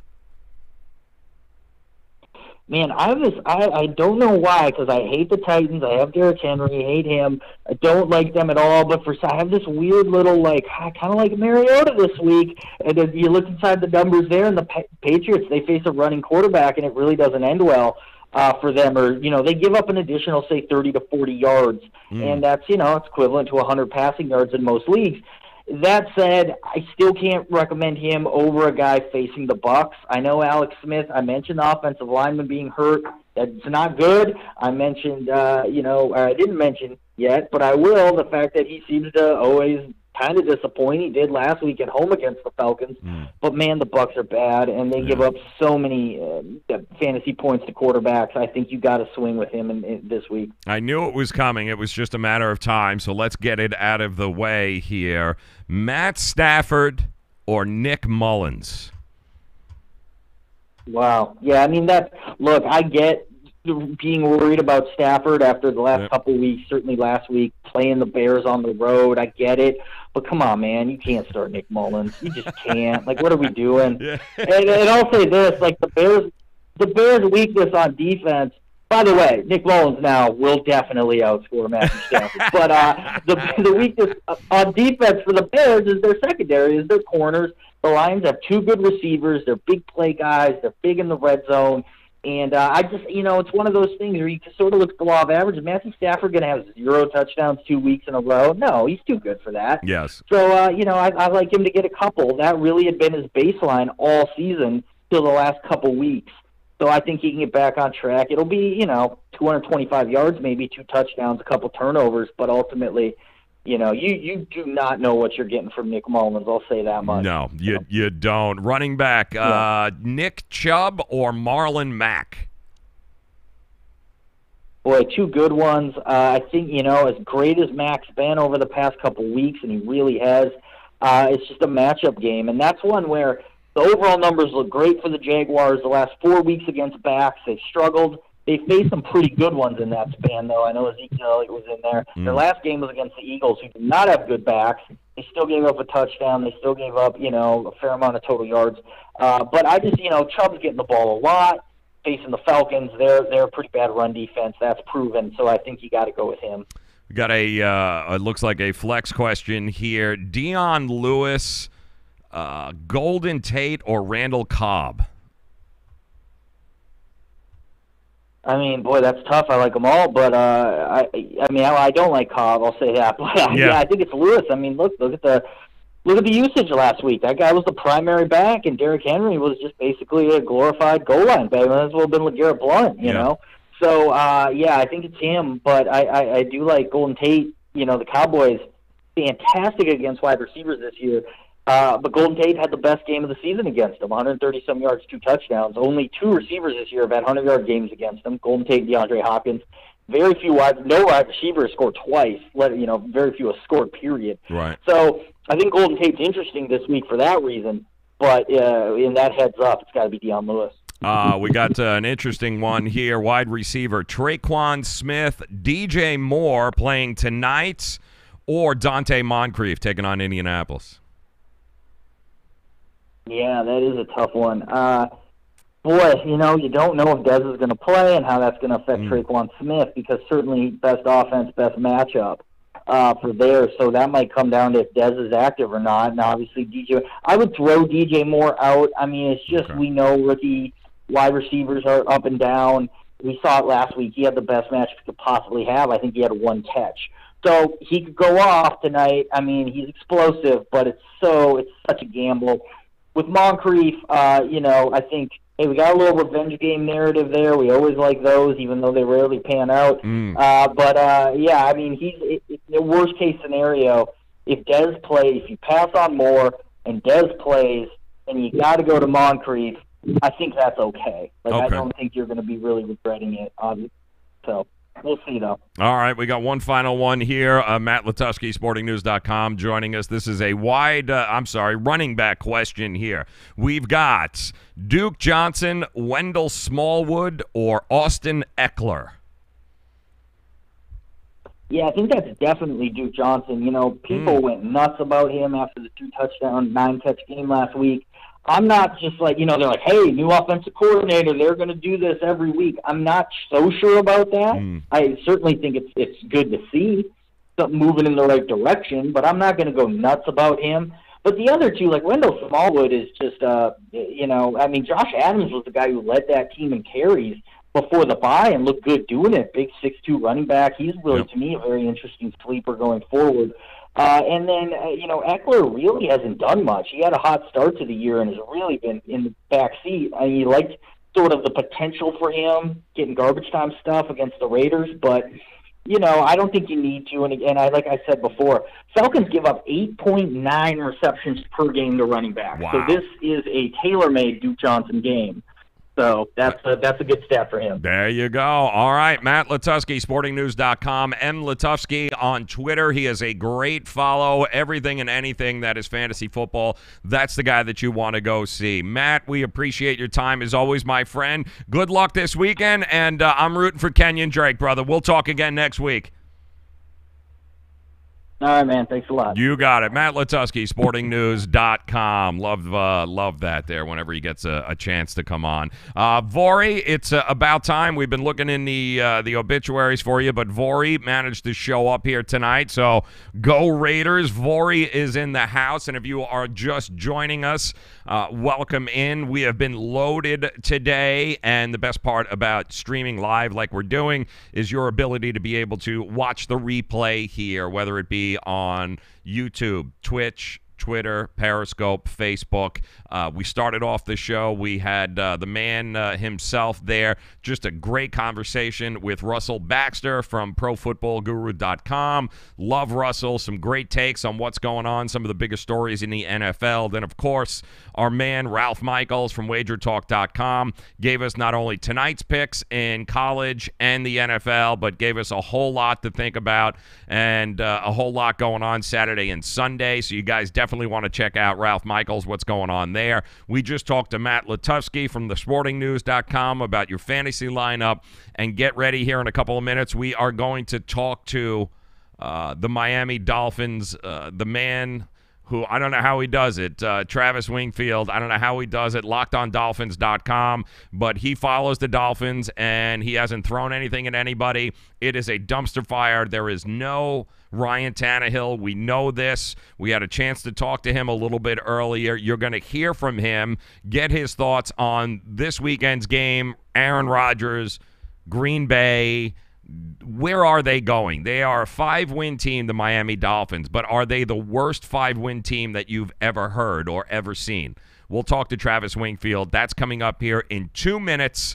We'll get his thoughts on the Miami Dolphins. But first, we got to thank a few more of our sponsors here making all of this possible. Listen, they support us. We certainly hope you will support them. It's our friends at Low Cost Airlines, Superior Cruise and Travel, and Miami Acura. So please, guys, if you're thinking about taking a cruise or you're thinking about flying, please take advantage of Low Cost Airlines and Superior Cruise and Travel. And if you're in the market for a new or a used car, go see our friends over at Miami Acura. Travis Wingfield, Miami Dolphins talk, coming up 2 minutes. Don't go nowhere. Dish TV is better than cable TV. Why? Because you can save 45% on packages compared to your high-priced cable bill. Wow. Take those giant scissors out and cut the cable and save with Dish TV. Plus, you get a free DVR upgrade to record your favorite shows and free installation. And with Dish Anywhere, you can watch TV for free on your mobile device. Act fast. You can save hundreds of dollars. Does your cable company do that for you? I don't think so. Get all the best TV programming at your fingertips at a fraction of the price of cable TV. So say adios, arrivederci, goodbye to the high cable bill and save up to 45% on Dish TV packages today. These are limited time offers and can change at any time. Call fast. 800-293-0328. 800-293-0328. 800-293-0328. That's 800-293-0328. Do you use the expensive blue or yellow pills to charge your sex life? Are you thinking about it? What if we can promise you the same results for less than $3 a pill? If you're paying $20 a pill for the other pills, you're getting taken to the cleaners. Our pills deliver the exact same results for less than $3. You'll save more than $16 a pill for the same results. And right now, radio callers will get 44 blue or yellow pills for $120 with free discreet shipping. You can save more than $700 off pharmacy prices. Charge your sex life now and save a ton of money. Call now and get your 44 pills and save over $700 and qualify for free shipping. Stop overpaying and call right now. 800-764-9168. 800-764-9168. 800-764-9168. That's 800-764-9168. Greece is cheap. But the airfare costs a fortune. Paris? Not much closer, and again, airfare... What about Puerto Vallarta? Let's face it, flying anywhere is just too expensive. Wait, what's this?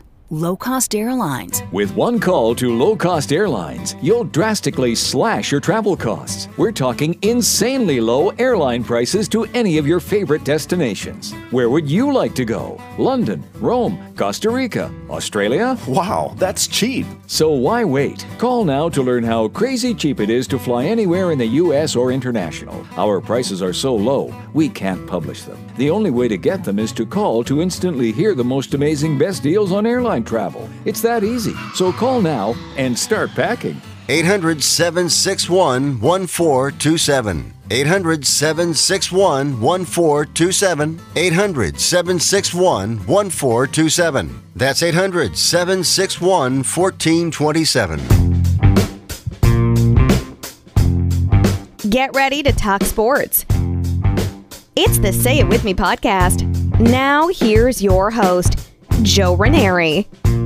Well, guys, it's been an interesting season for the Miami Dolphins, to say the least. Started off great, 3-0, and then kind of had a little backtracking going on, but I don't think anybody even came close to witnessing what happened over the last couple of weeks, the turmoil, the drama, the infighting. I'm going to try and make sense of it all, and I couldn't think of anybody better to bring on than the guy who covers them, although from a distance, and maybe that's the best thing. Travis Wingfield joins us via the Miami Acura hotline at Wingfield NFL. Travis, Jesus, man, it's like a soap opera with the Miami Dolphins, man. What's going on? What's new? I mean, pretty much since the time I can recall, that's been the case with this team. Pretty much ever since the Jimmy Johnson, Dan Marino situation. I feel like every couple of years we have one of these things where it's just like, more of this again. So here we are again, a familiar place, Joe. Yeah, well, let me ask you, Travis, because it all started with the whole once again, the Ryan Tannehill argument. It's the argument of all arguments. Nothing has changed. It's always been stagnant. Although maybe this time you've got the Ryan Tannehill apologists or the glass half full people, and then you've got the other people who are just done with it. And nobody seems to be able to get on the same page with Ryan Tannehill. Is he done? Is he not done? Where are we with him?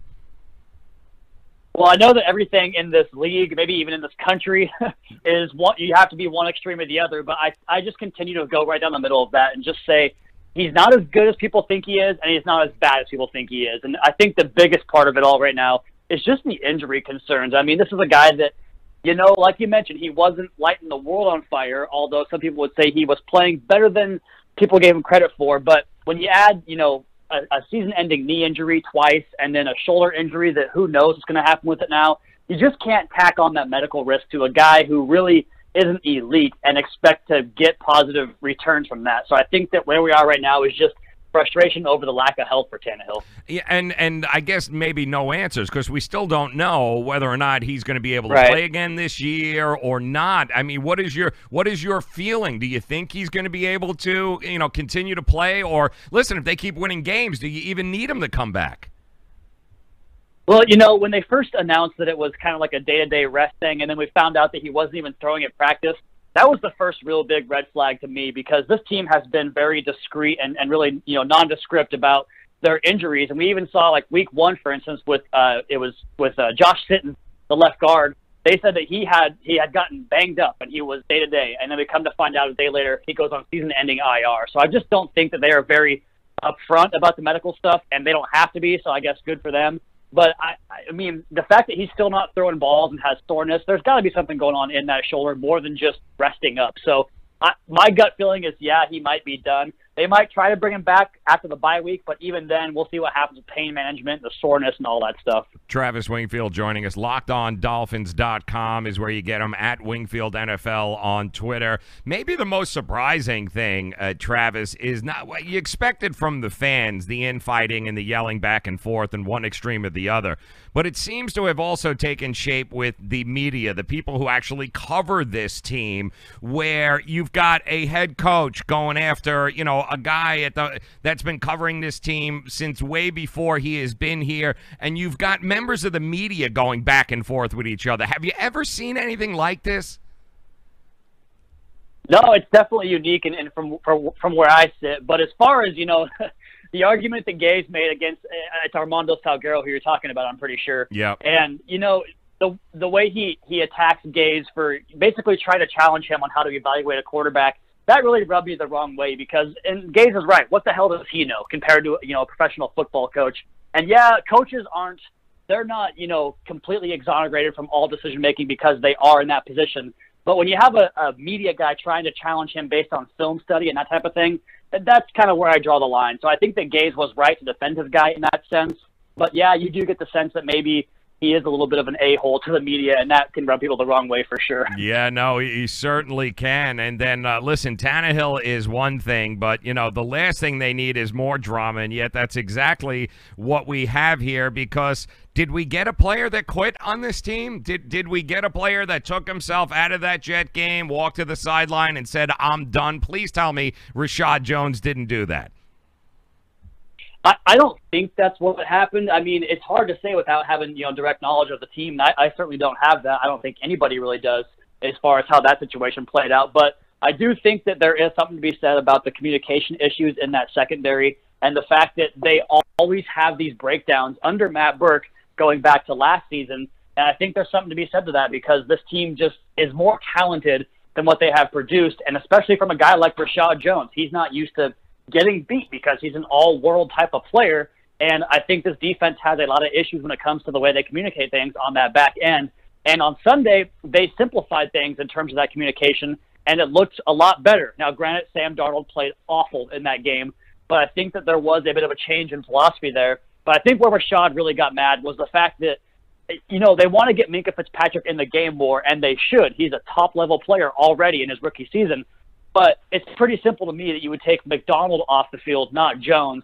And so I can see why he would get upset about that. Yeah, well, listen, I mean, he's 30 years old, and at that point in your career, you start looking over your shoulder. You've got a 21-year-old Minkah Fitzpatrick who is, for all purposes, maybe a little bit more talent than you. I get that, but I just think the optics of it all, this is the kind of stuff, and tell me if I'm wrong here, Trev, but this is the kind of crap you would never see on the New England Patriots. Yeah, right. That's exactly right. And, it's funny when it happens a year after they proclaimed there was a whole culture change situation going on. And I hate saying kind of going back to that, blanket level type of analysis because the truth is, Joe, we don't know what's going on in between those walls, and we only have what the media tells us. So it's tough to really differentiate what's true, what's not true. But like you said, this stuff doesn't get out in other organizations. So, I guess I'm not doing a good job of trying to explain my position here, but it's just, I think the ultimate answer is we just don't really know. Travis Wingfield joining us, LockedOnDolphins.com. But I will say this, too, Travis. It's not the first time under Adam Gase's regime that we have heard communication being an issue. Is that fair to say, too?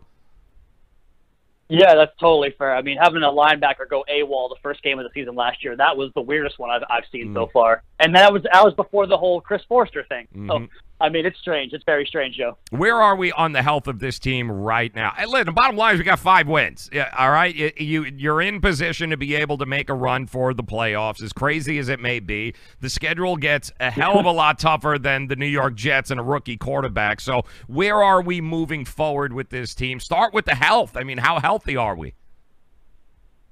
Yeah, it's funny that they're right in the thick of things, and if they were healthy, I would have them penciled in as the favorite to take that 6th spot in the AFC, which seems like it's kind of been just a rotation of kind of crap teams over the last few years, and the Dolphins certainly obliged that 2 years ago. But as far as health goes, the offensive line's still banged up. If they don't have Laremy Tunsil and Jawan James, either of them for this game, they can't do anything offensively because the backup tackle position is so poor for Miami that they just can't do anything when Tunsil or James goes out. But I think they're both going to play, so that's a good sign. And then from there, it's basically just the guys on the injured reserve we have to worry about. I mean, we know who they are and the fact that they are out. I think Charles Harris is trying to get back, but I think Brian Tannehill is officially out, if I'm not mistaken, already. So, I mean, a heavy IR list, but as far as guys that are questionable, it looks pretty good on that front. Are you seeing, because you watch, you study film, and guys, if you ever want to see a truly in-depth take on what's going on with the Dolphins, head over to LockedOnDolphins.com. Are you seeing an improvement with Brock Osweiler? Is there anything to look at and go, guys, he's getting better? You studied the film, Travis. Does he look like he's improving? Unfortunately, quite the opposite. Oh boy! I think he's regressing in the worst way possible, and that's what you get from a backup quarterback. Usually, they come in off the bench and they're kind of an adrenaline. And there's an old gambler's adage that the first game a backup quarterback comes in, for whatever reason, the rest of the roster elevates its play, and we saw that in the first game, even the second game against Detroit when they lost.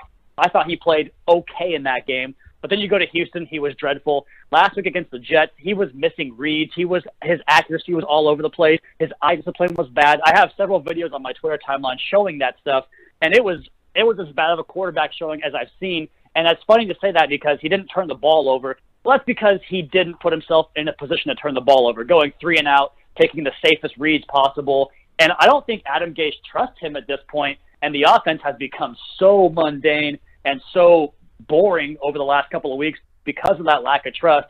And I think that's where you are with Brock Osweiler right now. It's just a really, really scaled back offense. Yeah, that's just crazy. And as I'm looking at this schedule now, you got on the road Packers, Lambeau. You got a bye. Then you're on the road to the Colts. Then you come home for the Bills. But then you're back. Then you got the Patriots coming in. You're on the road at the Vikings, and you're home for the Jaguars. How many wins do you have to have here to look at the playoffs here? I mean, looking at it on paper, can you beat an Andrew Luck that's healthy? Is the Bills is yes, but can you go on the road and beat the Vikings? And is that possible? Well, road games for this team are always a challenge no matter who it is. So we'll see about that. But as far as what they have to do to get in, I do think that 9 wins will get that 6th seed, whether it's Baltimore, Cincinnati, Jacksonville, Tennessee, Indianapolis, or even Miami. I don't think Miami gets there ultimately. I think you look at the 2 Bills games as wins, and if you lose one of those games, you've got a whole other issue of problems because that Bills team, even though they have 2 wins, they are awful. One of the worst offenses in league history. So they have to win those games. And then from there, you kind of break it down into the home games the Dolphins have a chance to win. Can they beat the Patriots again like they typically do in Miami? I don't know this time around. Can they beat Jacksonville? That's a good defense, but Blake Bortles is pretty bad, so you never know there. I think the game that will really tell us which direction this season is going to go is that Colts game in a couple of weeks. If they can beat the Colts on the road, they give themselves at least a chance to beat Buffalo twice. That's 8 wins. And if you can find a win against Jacksonville, New England, or Minnesota, that would be 9. Obviously a tough task, but that's kind of the path to the playoffs for Miami. Well, listen, it's Aaron Rodgers who's a little pissed off here coming off of back-to-back losses, going to Lambeau Field. But quite honestly, Travis, the best part about I shouldn't say the best part, the most consistent part of this Dolphins has been on the defensive side of the ball. You said they scaled things back. How much are we going to learn? How much should we read into what we see against Aaron Rodgers this weekend?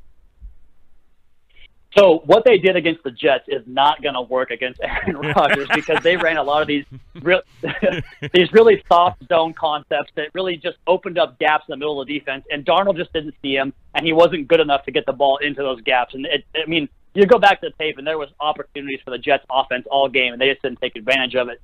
Rodgers is going to be very different than that. You mentioned coming off the back-to-back losses. They are a desperate team. This feels like a total buzzsaw for the Dolphins this weekend. It certainly does. And I don't think enough can be said because we keep pointing out the flaws all over the place with this team. But maybe the most consistent player this team has seen all year long. Can we get some props for Kiko Alonso? Has the guy been playing out of his mind? I mean, we talked about him after the first couple of weeks, but he's a guy that is a high motor guy, high engine guy, but he seems to be bringing it each and every week here, man. Are you surprised on how consistent he's been?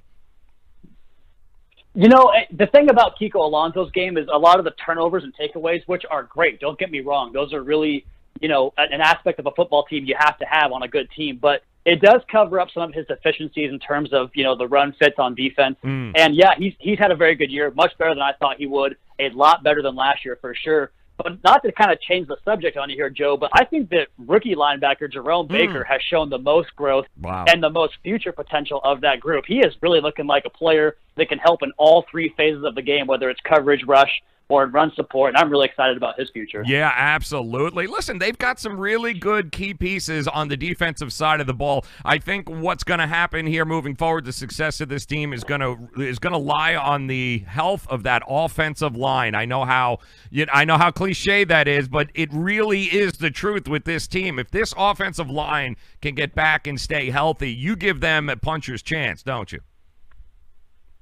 Absolutely. I mean, look, Laramie Tunsil has been, by all measurements, one of the best left tackles in the NFL this year. You go back to some of the elite pass rushers that he has erased. He is really getting the job done. And you see the drop-off from him to Sam Young or Zach Stirrup. But, yeah, as long as they can – I mean, it's hard to say because the interior part of the offensive line just hasn't been good. I mean, Ted Larson was a tire fire last week, and I wouldn't be surprised if he got replaced at some point. But as far as the tackles go, yeah, this team basically relies – on the health of Tunsil and James right now. Yeah, well, all right. I'm just going to say this now, Dolphin fans. All right, don't look into this weekend. All right, don't read a lot into it. As a matter of fact, if you never turn on the TV from now until Monday, you'll be good to go. No point in watching a pissed-off Aaron Rodgers at Lambeau Field, and then you're going to get all crazy. Don't do it. You still got plenty of games that are winnable here moving on for the season, and who knows? I mean, stranger things have happened. Travis Wingfield, LockedOnDolphins.com. Go check it out. If you want to know what's going on with the Dolphins, you want an honest, level-headed opinion about what's going on, that is the place to go. Locked on Dolphins. Make sure you follow Travis at Wingfield NFL. Travis, don't get in any more brawls on social media. You just hang out. You keep being you, brother, all right? And we'll talk to you again soon. Hey, I appreciate it, Joe, and good luck on selling patience to an NFL fan. That's a tall hill to climb. I appreciate that. Travis Wingfield, LockedOnDolphins.com.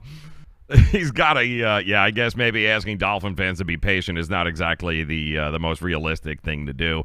Big shout out to Vori once again. Vori is taking the over tonight in the Steelers game. He wants everybody to know that. I went ahead and took, I don't think they're going to be able to score in the 20s, that being, well, at least in the mid to upper 20s, that being the Carolina Panthers. So I took the Panthers 23.5 under for total points in the game. I do think Pittsburgh has got enough to win this game, and but I don't think you're going to get more than maybe 17 to 21 points on the road in this position from the Carolina Panthers. So I went ahead and took that. I also took Wake Forest here tonight, who I believe is getting 20 points now. Is that what it's up to? Let me just double check what that is. I think it's up to 20 points. It was 19.5 earlier. Let me see here. Wake Forest. Oh, a lot of money came in. Wow, so that looks it's 19. Okay, so it came in down at 19. So NC State, 19-point favorite. I got Wake. The over there as well, I do believe. Is that what it is? The over-under. I got some money coming in on that being 67. So, and I think Vori's taking that also. But you guys, what does I got, Rory? Let me double check here, see what Rory's got here for the thing. I do think, what'd you take, Rory? 67? How much did you get it on the over? Let me double check here. Yeah, it's up to 20 points now. Yeah, it opened up at 15, and then a boatload of money came in, and then they started jacking it up. So it's at 19 right now. Which is crazy when you think about it. But I'm not sure that NC State is that much better. But if you guys want to check it out, we were loaded here today. Ralph Michaels joined us, of course, You guys will be able to rewind this as soon as we're done here, be able to check out what he says about not only tonight's games, but what he thinks about tomorrow night's game, and then Saturday and Sunday. We got all sorts of great information from one of the best handicappers there is. That's Ralph Michaels. Also, take advantage of the 7-day deal at Wager, all access, 7 days, usually $99. It is now $59. You get access to every sport. Pick your capper, your favorite capper. You get access to every sport for just $59. Use the code TV59 and take advantage of it. You get it for a week. Go see what Ralph Michaels is brewing, especially in college basketball. But more importantly, make sure you rewind what he said here tonight. You guys all have access to it. Check it out. Got some great points about some of the games that are coming up moving forward here. What is Vari telling us? Vari. Vari's got the over. Georgia Tech over the Miami Hurricanes. I got Miami getting 4, by the way. I'm taking Miami. Ralph and I actually have a beer bet on that game. He likes Georgia Tech. I like Miami. I don't think there's any way Miami loses this game. I don't think that I know Mark Richt hasn't lost the locker room, and I do think that they can take care of business with Georgia Tech. As piss poor as that offense has been, I do think Miami can certainly take care of them. But we'll cover that tomorrow. We'll have all your college and NFL games. Not to mention, very special handicapper tomorrow joining us on the show. It's the Prez. That is right. NHL God, the Prez, who has been on fire this year picking NHL games. He is also the man behind WagerTalk.com. He's going to join us on the show tomorrow, too. We're going to be talking a little bit of NHL tomorrow, making you guys some money as you head into the weekend. And also, very interesting guest going to be joining us tomorrow, the CEO of a really cool website, app right now that allows you to do a lot of in-game betting and prop betting. And you're going to have a chance to hear all about it tomorrow. It's definitely something you're going to want to download, but we'll talk with the CEO tomorrow for this. Love the technology aspect of it. You guys are going to love it. Big announcement coming your way. Want to thank our friends at UWager and, of course, WagerTalk.com as always. Let's see here. What is that? What has Vori got for us? Vori, 68.5. Wake, North Carolina is the over tonight. Interesting. All right, Wake over. You got the over tonight. You don't think there's going to be any defense. 20 points is a lot for North Carolina State to be laying 20 points. I like Wake Forest. I don't think they're going to get run over by any stretch of the imagination. So I got Wake tonight. Travis Wingfield, Locked On Dolphins. Make sure you guys follow him. Russell Baxter, one of the best Twitter follows there is. Make sure you head over there at Bax Football Guru. You're going to love him. Matt Latufsky. M. Latufsky on Twitter, sportingnews.com. Always a pleasure talking on his fantasy advice. What is going on? Vori will join us tomorrow, too, as well. We are loaded here every day of the week. We bring you nothing but the best when it comes to professional handicappers, so you don't have to go through all the shit that is available out there, and everyone's a 95% winner. Everyone's the greatest thing in the world. And they hide behind a Twitter, and they hide behind a Twitter name, and you never know. But they got no problem taking your money. You'll never find those guys here. If I bring a handicapper on this show, then you guys are guaranteed to know that they have been vetted and that they are the best of the best. And it's also that I would spend money with them. And if I'm going to spend money with them, then I'm bringing them on. If I don't trust them, I would never bring them on here and ask you to go ahead and follow them and invest in them. The guys I bring on this show are the best of the best. Ralph Michaels today, the Prez tomorrow, Captains Capping yesterday. We only bring you the best of the best. That's why Vari hangs out with us here on the show, because he knows, yes, Vari, we love you, brother. Enjoy. Good night. Vari knows when you want expert advice, you need to trust where it is you're going to get that advice. You can trust the Joe Raineri Show for that, because the only guys we're bringing on here are the guys that are going to make you money, that are proven professional winners. They are the professional sports handicappers, not the guys that tell you how great they are on their Twitter accounts and you have no idea who they are. You get to know our guys, you get to meet our handicappers, and you get to make the decision for yourself whether you want to do business with them, but we bring them on the show so you can weed through all the crap and you can see who the best of the best are. And what we ask, please, guys, subscribe, like this, follow us, tell your friends, tell your relatives, tell the creepy guy in the cubicle next to you in the office. Make sure that you guys, all the support, honestly, it would mean the world to us. Our sponsors love you. We love you. And we thank you so very much for making us a part of the day. So your support means the world. Subscribe, like, follow, retweet, do all of that good stuff. You got our back. We will always have your back here on the Joe Raineri Show, and you can count on that. Don't forget Jersey Kid Picks, Saturday 2-minute drill, getting you ready for the kickoff on Saturday in college football, but we still got one more day this week. The Prez tomorrow on the show, NHL, wagertalk.com. Looking forward to him. Thank you again to all the guests. Thank you guys for hanging out with us. Enjoy the games tonight. Come back and join us tomorrow, 4 p.m. We love you. Have a great night. Thanks for making us a part of it. We'll talk to you then.